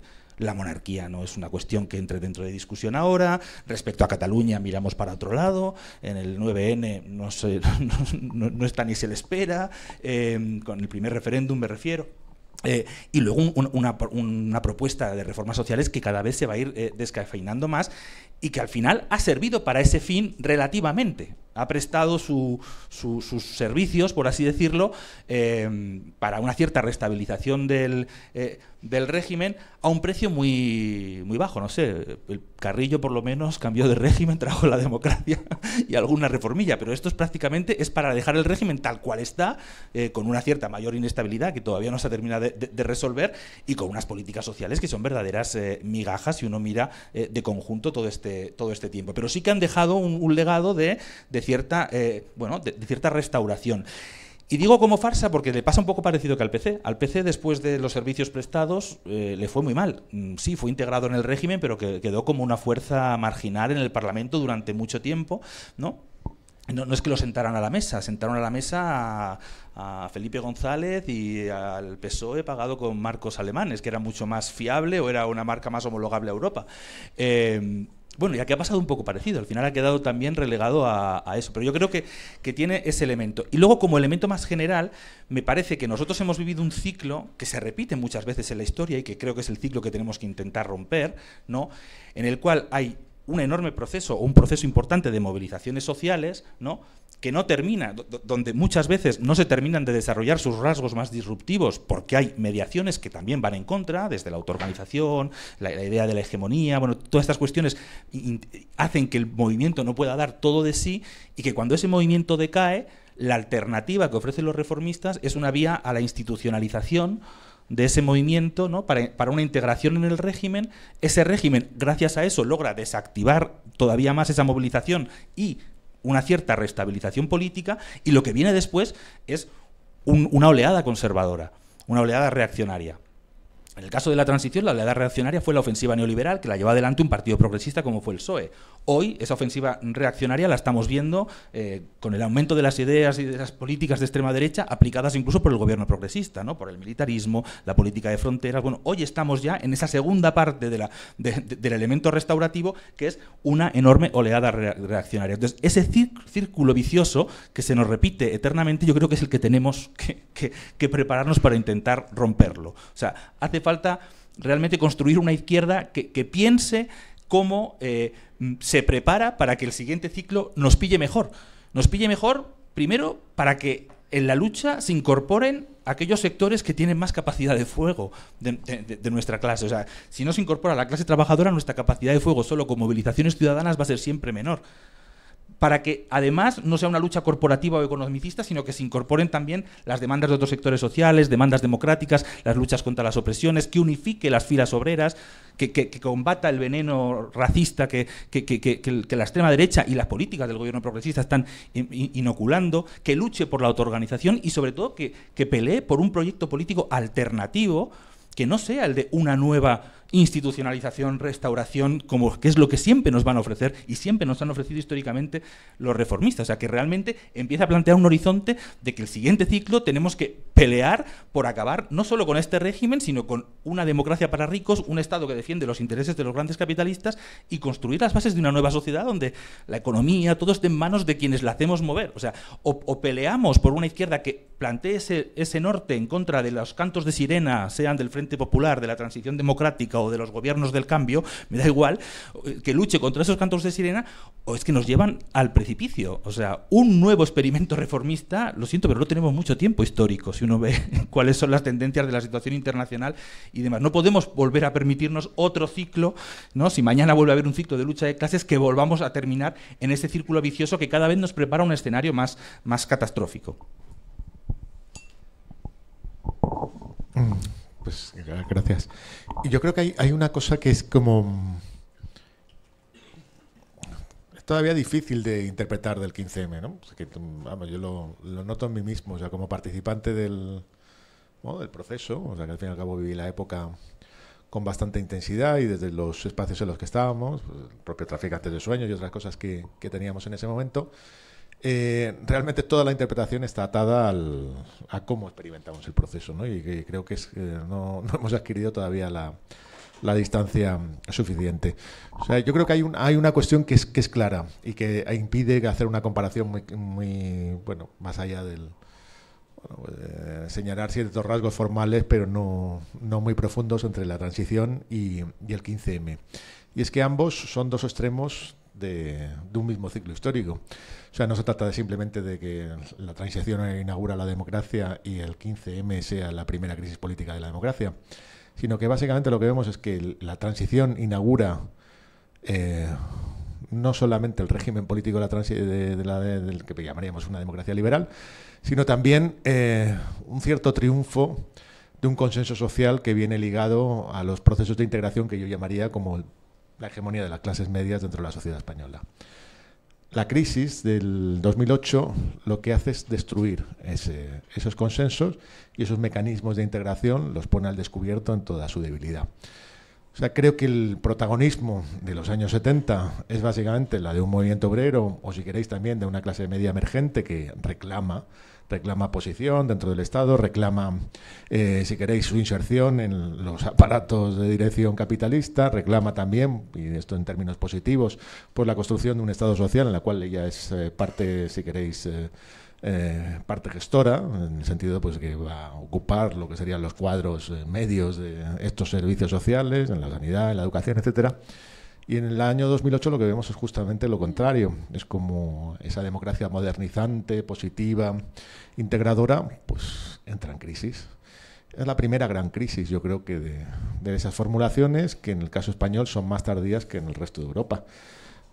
Pero es básicamente la crisis, si queréis, tiene muchas dimensiones, en términos de que es la crisis del Occidente como hegemón de la economía del mundo capitalista, es también la crisis del capitalismo histórico, en el sentido de que estamos en una situación que parece que no va a relanzar un nuevo ciclo de acumulación como el que fue incluso el propio neoliberalismo, que ya no digo el capitalismo industrial de los años dorados, 50, 60, y es también esa crisis, esa formación social basada en los sectores medios, como los sectores que organizan el país, ¿no? Entonces creo que eso es lo que hace que en el 15M haya un elemento conservador muy difícil de no negar. O sea, aunque fuese un momento que sorprendió, o sea, como episodio, si queréis, social, una cosa que es, si te retrotraes o lo recuerdas en la memoria, o lo traes a la memoria, pues fue sencillamente alucinante, algo que atraviesa la vida de la gente. Y si hubiese generado más efectos y por lo tanto se hubiese generado una memoria más positiva sobre el mismo, todavía hubiese sido más. Una masividad absolutamente brutal. Pero que la demanda de fondo, aparte de hablar de una democracia y que se estirase, una democracia, si queréis, más radical, incluso se pudo haber tirado, si queréis, como esos futuros posibles por una suerte de cambio constitucional del Estado, en un sentido de un proceso constituyente como los que se dan en América Latina. No hubo madurez para hacerlo. Hay también un elemento que tú has señalado, que es básicamente de recomposición del pacto social. Es decir, de volver a la democracia tal y como nos la habían contado cuando éramos niños. Es decir, pues un régimen que reparte, que es capaz de dar a cada uno lo suyo en términos meritocráticos, pero que también protege, que mantiene un estado del bienestar, que no es corrupto. Y yo creo que eso no es que Podemos lo lea, sino que Podemos cabalga también el propio proceso político en su agotamiento, el propio proceso del 15M, ¿no? El 15M como acontecimiento, en su agotamiento, se deja llevar, y yo creo que en las propias discusiones que hay internas dentro de Podemos se refleja así, sentido que el alma más izquierdista que podía representar pues los que vienen de juventudes comunistas tipo Pablo, pues se seducen inmediatamente por lo que es la lectura populista de Íñigo Errejón, que es capaz de ver precisamente esos elementos conservadores y de darle una solución política. Podría haber habido pues un juego, si queréis, con las alas más que apostaban por estirar el proceso y empujarlo hacia otro lugar, también en alianza con otros sectores sociales. Lo pudo haber, y de hecho yo creo que en algunas discusiones se refleja, por ejemplo, en las discusiones que hubo internas dentro de la PA, en las reuniones estatales que tenían, había quien apostaba básicamente por dejar de lado la vía institucional y apostar por la construcción de una suerte de sindicalismo social de tipo metropolitano distinto, ¿no? Como ahora mismo son los sindicatos de vivienda, que hay, bueno, y las discusiones que tienen a nivel interno. Como sabéis, pues eso no se dio. Básicamente el grupo de Dirección pues, más representativo de la PA, que era el grupo de Barcelona, pues se acabó formando la candidatura municipalista de Ada Colau, ¿no?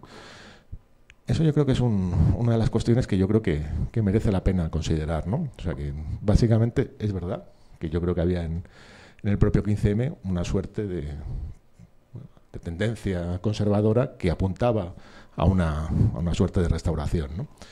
Por otro lado, yo creo que la dimensión internacional del proceso aquí es ineludible, lo es en la transición, pero aquí de una forma todavía más evidente. Es decir, 15M no es más que un capítulo de las insurrecciones democráticas que ¿no? recorren todo el Mediterráneo y luego saltan a Estados Unidos. Pudieron estirarse también más allá, pues si queréis, en un país donde había una tradición de una izquierda radical más potente que la tradición que existe aquí, que es Grecia, con Syriza, fueron plegados, fueron derrotados. Yo creo que eso también en la evolución de Podemos fue un hecho capital, ¿no? Merece la pena considerar eso, pero también merece la pena considerar que el 15M y el movimiento de las plazas obtiene una victoria que rara vez se señala.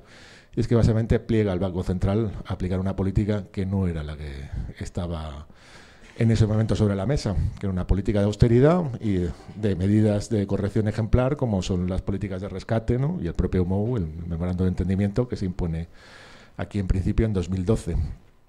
Pero también, debido a estas movilizaciones, lo que hace es una política de compra de bonos directamente, que además lo tiene prohibido por sus propios estatutos, y de expansión del gasto público. La restauración no es fácil de pensar sin ese elemento, que yo creo que es de conquista.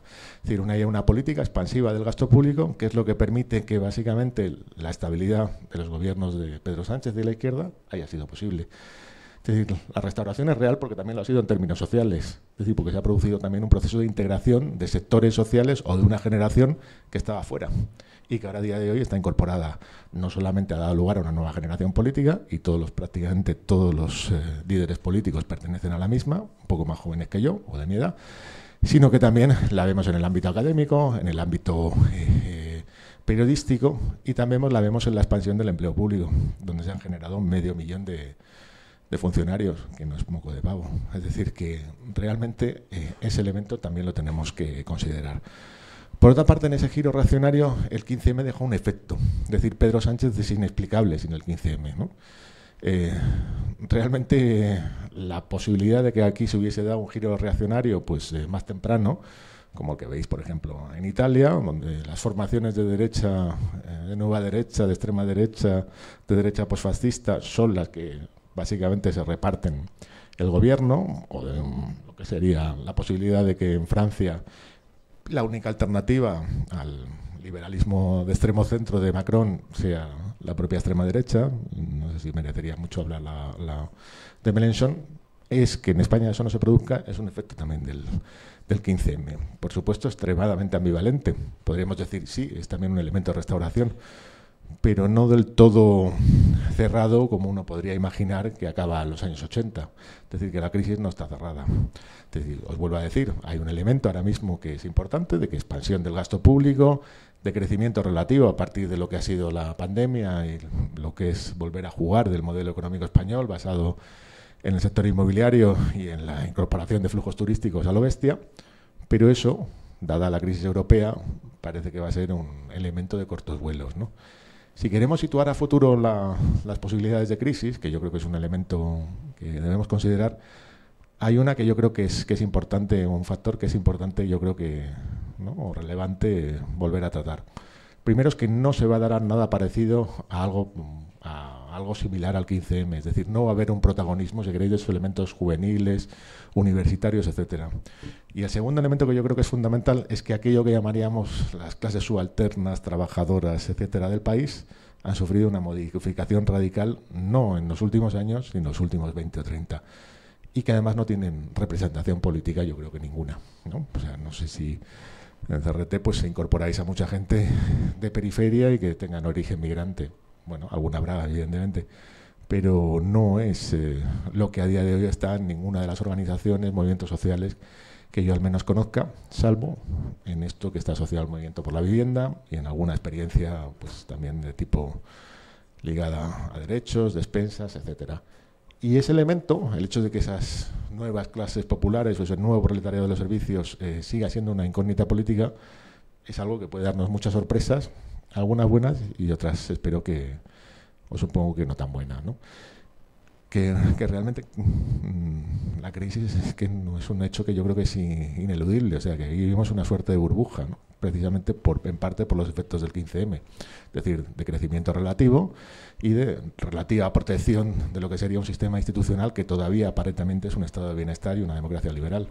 Esto lo podemos considerar elementos que yo creo que son con un tiempo de caducidad de no muchos años, y que lo vemos en toda Europa. O sea, la crisis europea, y ahora la veis con el giro que se está produciendo a través de los gobiernos, del gobierno de Trump, pues es algo que no parece del que vayamos a poder escapar.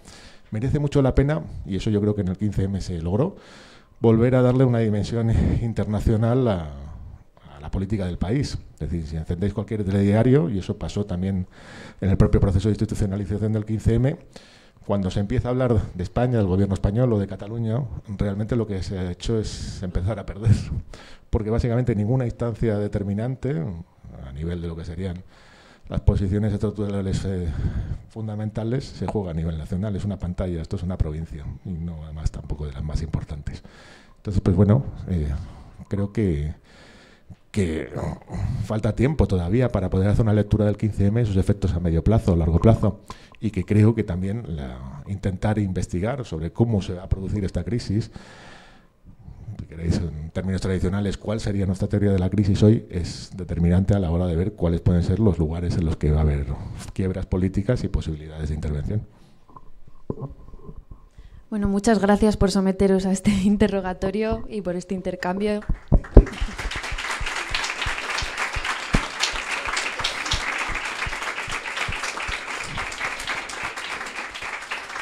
Pero vamos a abusar un poquito más de vosotros si os dejáis y abrir el turno de palabras. Si tenéis comentarios, preguntas, paso este micro, que Manuel, que no hace falta, porque no se puede contestar a todo, evidentemente, pero ya si os... lo que quieran, evidentemente, ahí, y ya hacemos como el cierre, ¿no? Si os parece, empezando. Sí. Bueno, hay una serie de cuestiones que giran en torno a lo mismo, ¿no?, que es lo que señalabas tú antes, ¿no? Diego, ¿verdad? El primer problema, ¿no? ¿Cuál es la relación esa entre los procesos de autoorganización y las direcciones políticas, ¿no? Y que tiene que ver también con cómo se piensa la transición. Yo lo que vengo a decir es que las direcciones políticas siempre son problemáticas, incluso las más clarividentes, y que yo no me fío de ellas, ¿vale? O sea, y por eso yo soy libertario y no formo parte de un partido, de aquello que podríamos llamar la autonomía. Comparto el diagnóstico y me interesa a harta manera pues lo que sería el método de análisis marxista, pero no comparto nada del marxismo político, es decir, lo que se desarrolla en la Segunda y en la Tercera Internacional, ni el leninismo ni la socialdemocracia. Y desde luego no te voy a defender tampoco el socialismo, el sindicalismo revolucionario, condiciones completamente distintas. Entonces, el problema de la mediación política es un problema que no tiene solución para mí. Es decir, en el sentido de que considerar que un cuerpo separado sea capaz de guiar un proceso caótico, complejo y que precisamente su riqueza es su pluralidad, y unificarlo en un proceso de ataque del Estado y no construya luego herramientas, si queréis, de tipo burocrático, pues históricamente me parece difícil de verificar. Y podríamos discutir todos los ejemplos que queráis, pero bueno, eso es una discusión. Es decir, por lo tanto, yo creo que ese horizonte, si queréis, radical, democrático, pluralista, no deben de ser nunca superado. Pero me conformaría simplemente con que en cualquier situación en la que estuviésemos, por ejemplo, en el mismo Podemos, existiese esa dirección, esa mediación política burocratizada, problemática, etcétera, pero a la vez un proceso, si queréis, de autonomía desde abajo que sea capaz de corregirla constantemente. O sea, no considero que básicamente el poder del Estado no exista, es decir, la mediación estatal está por todas partes. Lo que considero es que tener precisamente ese poder del Estado no es fácil escapar cuando uno está dentro. Y eso todos los ejemplos históricos que queráis. Por lo tanto, esa es una de las discusiones que se podrían tener y que podríamos reproducir, pues yo qué sé, se lleva teniendo básicamente entre partidos y movimientos desde hace siglo y medio, ¿no? Entonces, no sé si la vamos a resolver ahora. Pero bueno, se puede actualizar, ¿no? Respecto a la transición, si se da una situación revolucionaria, se da, pero no en los términos leninistas. Esa es para mí la clave. Es decir, la sociedad que está en los años 70 y la sociedad de los años 10, en el caso ruso, pues son completamente distintas. Entonces tú puedes hacer traslaciones de conceptos de un lado a otro, pero no sé si funcionan. Para los propios sujetos que están ahí, como tú señalas, la situación revolucionaria se da. O sea, hay una expectativa de cambio brutal. Y en algunos lugares, por ejemplo, en País Vasco, Egoalde, Euskal Herria, llamarlo como queráis, esa situación es brutal. ¿Cómo acaba la transición en Euskadi y cómo acaba en el resto de la península? También es paradójico. O sea, sí, para mí se daría un proceso de involución, en cierta medida un poco parecido al que se da en Italia, pero con otros matices ideológicos, en los cuales pues la lucha armada se convierte en el determinante, si queréis, de una situación política que no encuentra solución. Entonces ese radicalismo va a parar allí. Bueno, creo que también tiene una expectativa a medio plazo suicida, ¿no? Podríamos discutir sobre ello, con lo que sucede en Italia, lo que sucede en Euskadi, lo que sucede también en otros lugares, ¿no?, del mundo, en el cual, pues, básicamente, la imposibilidad de construir pues, un horizonte de expansión de las luchas da lugar a procesos en los cuales lo que galvaniza esas luchas será la lucha armada, con componentes nacionales, comunistas, según los lugares, ¿no? Entonces yo creo que, bueno, pues eso es una discusión interesante. Sobre el propio 15M, que señalaba antes el compañero, me siento bastante representado en esa posición de los movimientos sociales y de la multitud. La multitud no hablaba, si queréis, por hablar de lo que serían los posoperaístas o la posautonomía, sobre todo italiana, hablaba en términos marxistas. La multitud es la multitud productiva, es la figura de la producción compleja que se daría hoy en las sociedades metropolitanas. El discurso ciudadanista es el discurso de los movimientos sociales que funciona de forma latente o explícita, pero que es parte de su propia constitución, yo creo que a partir de los 2000, en el caso español, en el cual el movimiento reclama derechos. El movimiento social, básicamente, es un mecanismo de reclamación de derechos en el caso español, ¿no? Y en ese sentido, pues es una figura política que probablemente haya experimentado su agotamiento histórico. Ahora, sí creo que hay una cuestión que es clara de reconocer en el 15M. El 15M se agota por sí mismo. Es decir, el 15M mantiene una dinámica de movilización muy intensa en 2011-2012. Y a partir de ahí no es más que capaz de reproducirse a sí mismo. O sea, en el momento en que se intenta lo que sería el rodeo al Congreso, ya no es capaz de imaginar más. Por lo tanto, surge la necesidad de articular instrumentos institucionales políticos. Y ahí no se tiene tampoco mucha imaginación. Hubo un sector, que era el mío, apostemos por intentar que esto se convierta en algo parecido a lo que tú señalabas, en el proceso constituyente, con juntas y tal. En una situación como la que estábamos y sin ninguna memoria histórica, eso no cuajó prácticamente en ningún lado. De hecho, podría contaros cosas ridículas que hicimos en la época y que no salieron, evidentemente. Sí se recogió en Cataluña, bueno, más adelante. Entonces, el resultado fue, pues, formas más o menos alucinadas de buscar mediaciones políticas. Pues yo qué sé, el Partido X, cual pues también conocí de primera mano, Podemos, y luego las candidaturas municipalistas, todas ellas con miles de problemas. Pero sí creo que es el resultado del agotamiento del 15M, no de que el 15M fuese traicionado por sus propias direcciones, porque no existían. O sea, había claramente un virus, un antivirus muy fuerte frente a ellas. También podría poner ejemplos de cómo nos confundimos en la época mucho. Entonces, cuando Podemos se articula, hay una suerte de reinvención del 15M en términos políticos, con una expansión de los círculos, no sé aquí, parece que esto también era sede bueno, no sé, de lo que sea, y en los círculos vuelve a entrar un montón de gente y además entra una composición nueva, que es muy periférica y muy de barrio. Pero Podemos, con la forma y la figura empresa que tenía, inmediatamente lo liquida. Y esa es la paradoja de Podemos. Ahí cavó su propia tumba. En el momento que no fue capaz de organizar ese proceso social que iba por abajo y de convertirlo no solamente en un apoyo, sino en algo que, en una suerte como un proceso, si queréis, bifaz, ¿no? O bifronte, o con dos cabezas. Por un lado el comando mediático, por otro lado ese proceso, ¿no? Más o menos caótico y que podría tener sus propios desarrollos en los cuales vuestros compañeros trotskistas participaron en primera persona, ¿no? Anticapitalistas, ¿no? Entonces, en ese proceso, pues realmente lo que se sacrificó fue ese capital político, porque se le consideraba problemático, porque se le consideraba que podía en un momento dado desplazarles. Y en ese momento fue cuando se destruye el proceso político para mí. Es decir, Podemos muere prácticamente poco después de nacer. Es decir, y luego hay un proceso de renovación que son las candidaturas municipalistas que tampoco consiguen crear otra cosa nueva, que ganan, incluso llegan a resultados electorales mayores. Pero en cualquier caso yo diría que el 15M se agota en sí mismo y que el discurso ciudadanista está desde el principio en el 15M y de forma muy fuerte. Es decir, que las discusiones entonces con compañeros simplemente de utilizar el término revolución democrática eran feroces, en asambleas, en espacios privados, en las propias redes, etcétera. Es decir, que había, bueno, pues una cosa de que esto tendría que ser compartido por todos. Podríamos hablar un poco como las dinámicas, si queréis, de tipo de entender la política como comunicación política, pues estaban ya presentes ahí y luego Podemos lo que hace es heredarlas, ¿no?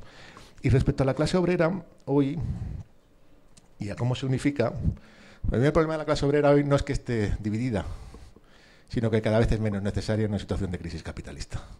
Es decir, la diferencia con los años 70 es que si tú estabas en una gran fábrica, pongamos la SEAT de Martorell, y simplemente con un sector que trabajase, por ejemplo, en algún elemento del proceso de la cadena determinante, vamos a poner carrocerías, si paraban 1.000 personas, la fábrica entera paraba. Y parabas un monstruo de 20.000. ¿Vale? Y con eso toda la cadena productiva. Era un poder estructural bestial.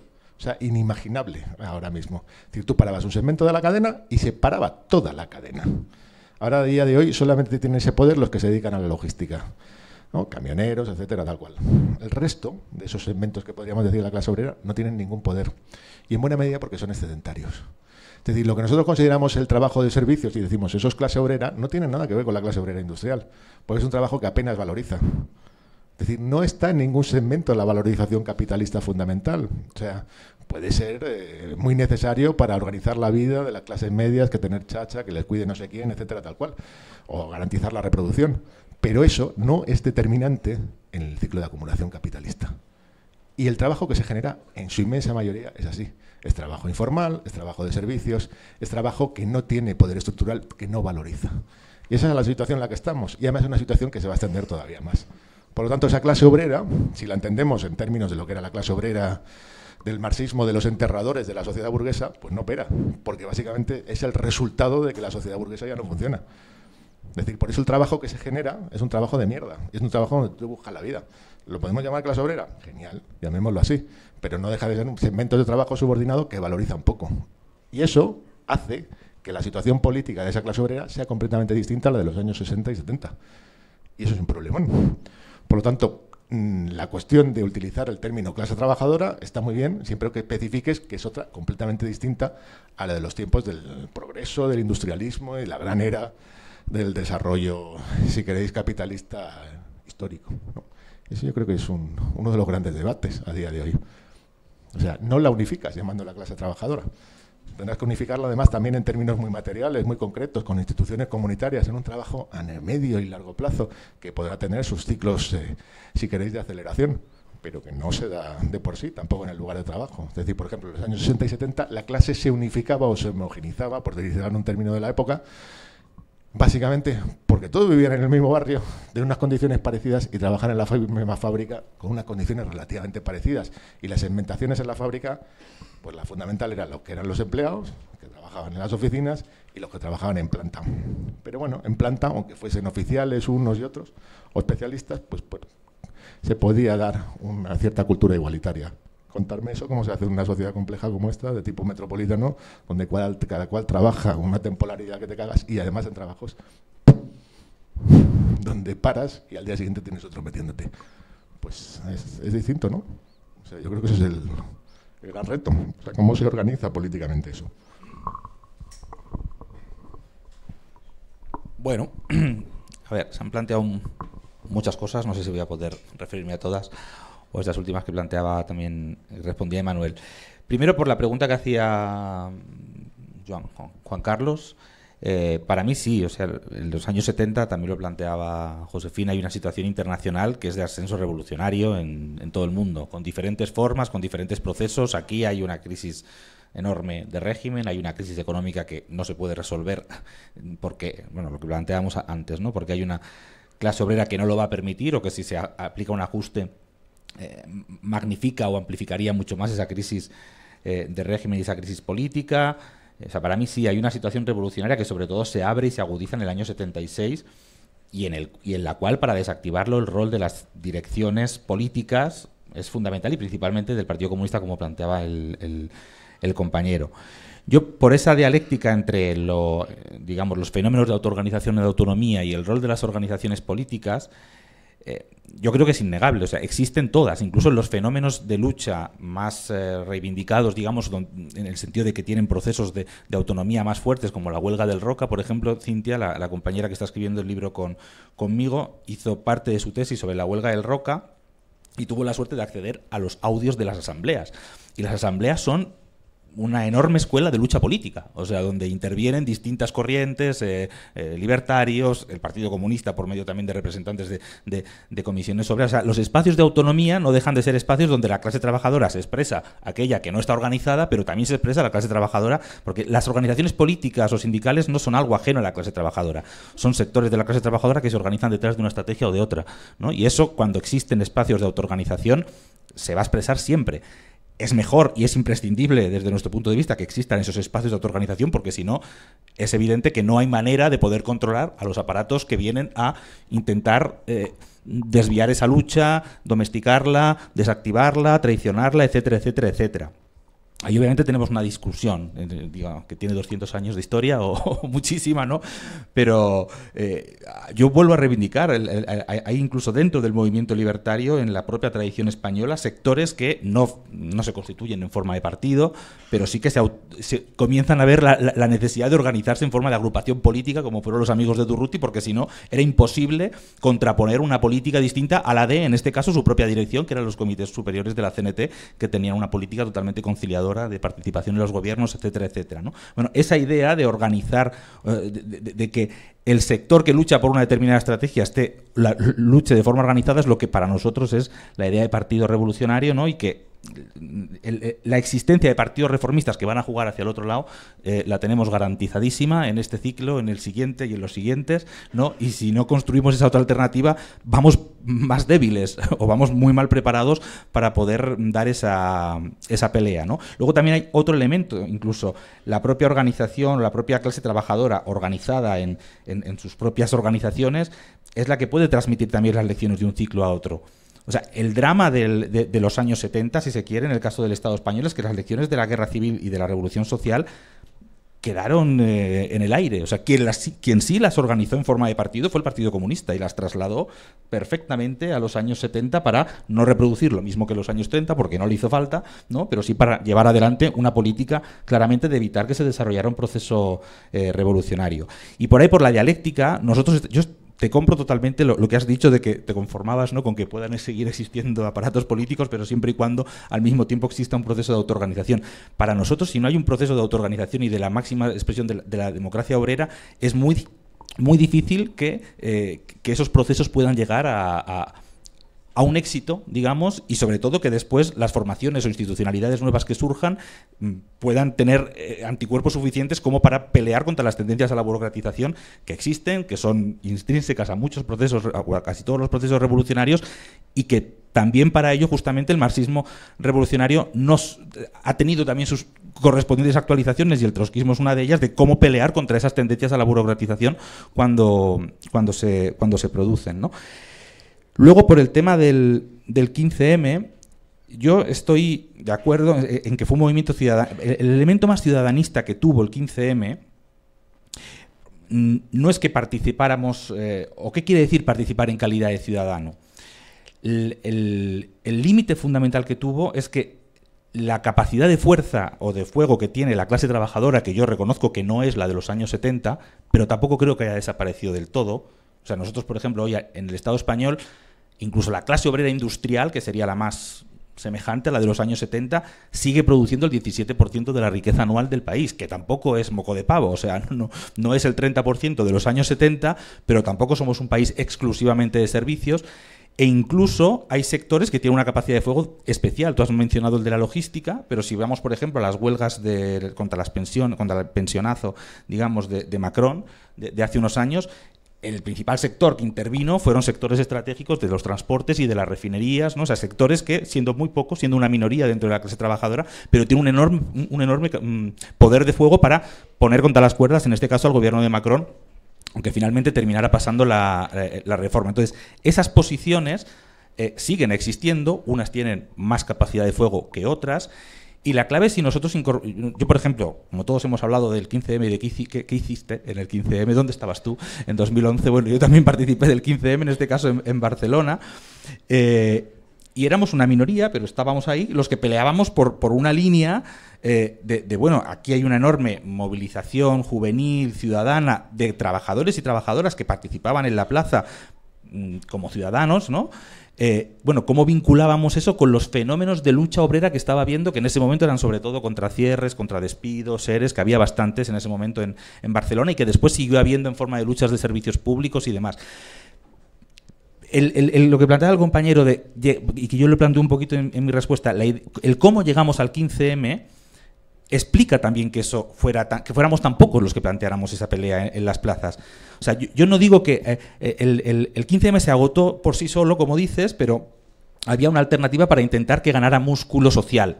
Es decir, que no solamente fuera de las plazas a los barrios y se mantuviera en un nivel de movimiento ciudadano o por determinadas reivindicaciones, sino ver de qué manera. Nosotros decíamos en Barcelona un lema de, bueno, hay que alborotar el gallinero a la burocracia sindical. Íbamos a las sedes de comisiones obreras y UGT a denunciarlas, a que habían firmado el pensionazo hacía unos meses. O sea, esa idea de cómo convertir aquel movimiento en algo que que digamos enfrentara el papel que la burocracia sindical estaba jugando ya entonces, que era mantener las luchas por despidos. Aquí hubo 3 millones y pico de parados, y eso no se genera de la noche a la mañana, eso se genera con ERE tras ERE tras ERE, y la burocracia sindical dejó pasar ERE tras ERE tras ERE, y mantenía luchas de pito, como decías tú antes, ¿no?, simbólicas, totalmente aisladas. Intentamos organizar encuentros de trabajadores en las plazas que vinieran aquí para hacer coordinación, cosa que salió como salió porque éramos muy poquitos todavía, pero ese tipo de política, yo por eso digo que las correlaciones de debilidades o el desgaste, en este caso el 15M, se construye y se deconstruye. Depende de la política también, de qué políticas son las que avanzan. Lamentablemente esas políticas eran una minoría en el movimiento, pero yo creo que hubiera sido o hubiera podido engrosar el músculo del 15M y evitar más su desgaste, y quizás generar un proceso más duradero o de mayor impacto. Para mí me ha parecido muy buena la idea que planteabas de que ha habido una restauración que no es solamente política, sino que hay una restauración porque hay un pacto, una cierta renovación o un cierto saneamiento del pacto social, ¿no? Gracias a la enorme ayuda de Europa o del 2012 en adelante.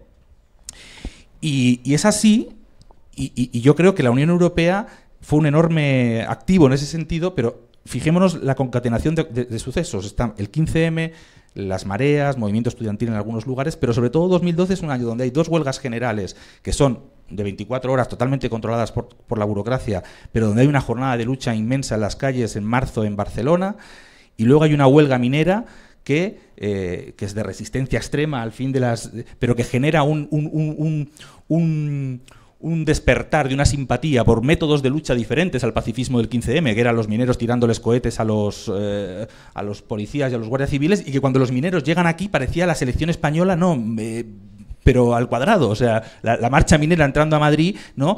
Bueno, ese tipo de hitos que, ya digo, quedaron en el easy, ¿no? Pero yo creo que espantaron al gobierno de Rajoy, aparte de que la deuda se estaba disparando y estaba el euro en riesgo, y fueron uno de los elementos que llevaron a que tenía que haber algún tipo de salida. Ojo, hubo, por un lado, rescate o aval al rescate español, pero hubo también una decisión de las burocracias sindicales de que hasta ahora hemos convocado una huelga, convocamos otra en noviembre y nos vamos de vacaciones, y todavía están de vacaciones, ¿no? Que son así, o sea, que obviamente la huelga la convocaron porque no les quedaba otra, pero que es elemento de evitar esa confluencia, y a mí eso me parece importante pensarlo. Cuando se crea Podemos, cuando emerge Podemos, unas semanas antes del resultado electoral se da la movilización de las marchas de la dignidad, que son 1 millón de personas aquí. Pero es que durante todo ese año había 2 huelgas emblemáticas, que era Panrico en Barcelona y Coca-Cola aquí en Madrid, que de haber conseguido una victoria, porque toda la izquierda se hubiera volcado a ellas, era una enorme victoria para esas 2 huelgas en concreto, pero sobre todo era una derrota contra comisiones obreras que tenían una política de llevarlas a que aceptaran los despidos, y eran huelgas que se podían convertir en huelgas testigos para empezar a pensar. Entonces, esa línea de ir a la clase obrera, yo creo que fue la catástrofe no la catástrofe, el elemento que explica el desinfle del 15M, y que después puedan surgir propuestas que venían a hacer esa alternativa o esa ilusión de que lo que tocaba ahora era dar un paso a las instituciones. Y quiero terminar con que, para mí, ¿cómo serán los siguientes procesos? O cuál puede ser el cambio de piel, si hay cambio de piel en los siguientes procesos. Yo creo que sí, que no vamos a volver a vivir un 15M como el del 2011, afortunadamente, en el sentido de que creo que los procesos que pueden venir por delante pueden ser más interesantes. Primero, hay un elemento que me ha parecido muy interesante, insisto, que es la idea esta de que Europa rescató, o que Europa echó una mano para que pudiera haber una contraprestación social al elemento de restauración. Eso está llegando a su fin totalmente. O sea, primero porque está llegando a su fin incluso a nivel de los propios plazos, de que ahora hay que volver a la senda del déficit, etcétera, aunque está todavía muy suavito. Pero segundo, porque el cambio ha sido, o sea, lo de estas semanas, digamos, de Trump, del rearme y demás, o sea, todo apunta en otra dirección. Apunta a que hay que aumentar el gasto público para defensa, y que más bien no va a haber una mancomunidad de riesgo, sino que cada cual un poco se pague lo suyo. Quizás hay algunos bonos europeos para financiar, no sé, está todavía en discusión, pero yo dudo mucho que la Unión Europea siga, porque ya no se trata de financiar rescates empresariales, sino de rescatar que cada cual se haga el ejército que toca, y eso está muy bien cuando somos amigos, pero luego también el ejército es de cada uno, no lo van a compartir, ¿no? Entonces yo creo que vamos a una situación más crítica, donde esa cierta contraprestación social se va a ir diluyendo cada vez más, y que los fenómenos que se dan y los que ya se han empezado a dar van teniendo un cambio de piel también. Si uno mira los fenómenos que se dieron del 2019 en adelante, hay más participación de la clase trabajadora en la rebelión chilena, en las propias luchas que se han dado, sobre todo en Francia, todas las luchas que se dieron posguerra de Ucrania de recomposición salarial, con huelgas enormes de sectores que hacía años que no se vivían en Gran Bretaña, en Alemania, en Italia. O sea, empieza a haber un cambio, empieza a resurgir, y también incluso cuando uno mira la izquierda actual, cómo se encuentra. Yo hace poco participé en el congreso del sindicato de Habitatge de Cataluña, es un proceso, digamos, de confederación de los diferentes sindicatos de la vivienda, y hablaba con una compañera, decíamos, jolín, qué diferencia, digo, porque vemos muchos rostros del 15M aquí, mucha gente ya más mayor, ¿no? Y también mucha juventud, ¿no? Y todo el discurso, incluso no solamente el discurso, sino el pensar los métodos de lucha, está mucho más permeado de un principio, que luego hay que ver qué quiere decir, pero un principio de clase, de que somos clase trabajadora, de que tenemos que luchar por los intereses de la clase trabajadora, es muy diferente al 2011. Y creo, o desde luego yo aspiro y creo que va a ser así, que los siguientes procesos va a tener más protagonismo la clase trabajadora desde las posiciones que sean, desde posiciones con mayor poder de fuego y otras que seguramente tendrán muy poco, no sé, sectores muy precarios, sectores del delivery, sectores pero que también se pueden organizar. El propio fenómeno en Estados Unidos de la generación U, que es un fenómeno de sindicalización de gente joven, sobre todo en sectores hiper precarios, ¿no? Bueno, también nos da una respuesta de que no es imposible, la atomización existe, es terrible, pero se dan procesos que apuntan a intentar revertir esa atomización y empezar a constituir una fuerza propia, ¿no? Aunque sea en un nivel sindical, y que eso es auspicioso. Yo creo que apuntar hacia ahí, o sea, llegar al próximo 2011, por decirlo de alguna manera, a la siguiente crisis, ¿no? Con una izquierda que, sobre todo, busque volver a tener posiciones allí donde podemos incorporar una fuerza una capacidad de fuego que nos pueda hacer que los procesos que vengan sean más agudos y por lo tanto más difícil de desviar o de cooptar. Eso implicará mucha lucha por la autoorganización, todo eso, porque no solo basta con que la lucha de clases incorpore a la clase obrera, hacen falta todos esos otros elementos. Pero esa idea yo creo que puede tener más fuerza o que puede ser menos a contracorriente en los siguientes procesos.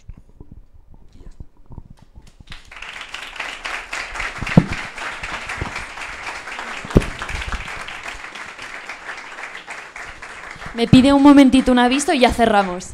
Sí, antes de cerrar le pedí a Lucía, porque uno, para agradecerle de nuevo, bueno, a Salva, que vino de Barcelona, y a Emanuel, que lo invité personalmente al debate, y me parece muy interesante que podamos intercambiar, sabiendo que tenemos diferencias entre los marxistas troscos de la CRT y los compañeros autónomos o libertarios, pero que podemos debatir y plantearnos cosas en común y también debatir con claridad y buscar diálogos y actualizaciones para desarrollar las luchas que se vienen, y me parece importante, así como otros compañeros que han participado, compañeros de Corriente Roja, Elisa y otros compañeros en el debate, que está bueno. Lo otro, decir que para mí quedaron muchas cosas picando y ojalá podamos seguir todo lo que planteaste al final del debate sobre la clase obrera y que Salva ahora retomaba. De hecho, el sábado tenemos un debate al que me invitaron a mí a poder sumarme a comentar un artículo que publicasteis en Zona de Estrategia sobre clase, sexo y raza más allá de un enfoque interseccional, que se va a hacer en la Villana de Vallecas, y que la idea es con las compañeras del colectivo Cantoneras y otras poder debatir, y se están abriendo diálogos que creo que son interesantes, reitero, aunque tengamos claramente diferencias en muchos puntos, pero también puntos de confluencia y una reflexión que creo que sirve y es interesante. Así que ese es el aviso, y sobre todo plantear que, bueno, que está abierto, por lo menos en nuestra parte, a seguirla y a retomar esos debates que creo que son muy, muy importantes. Nada, súper breve ya, vamos a cerrar. Evidentemente nos hemos quedado con ganas de más, es evidente, de seguir debatiendo. Hay muchos hilos que han quedado ahí para seguir tomando. Las compañeras de la CRT vamos a seguir debatiendo tanto sobre la transición como todo el debate, ¿no?, sobre el balance del ciclo hacia nuestro congreso. También quiero insistir en la idea de que esta casa Marc nuestra la abrimos para continuar pudiendo desarrollar todo este tipo de debates con distintos puntos de vista, distintas posiciones, para enriquecer, ¿no?, el debate y la reflexión. Y bueno, que espero, yo creo que sí, que todo este intercambio haya sido también una gotita, ¿no?, para que el 50 aniversario no sea solo esas versiones que quieren dar la izquierda y la derecha del régimen, sino que sea un 50 aniversario de la muerte del dictador, que recupere el hilo rojo de la historia, el de las represaliadas, el de las luchadoras, el de las nuestras, ¿no?, para seguir pensando hoy cómo seguimos luchando para también poder construir otro futuro, ¿no?, que es para lo que estamos. Y muchísimas gracias de nuevo por haberos prestado.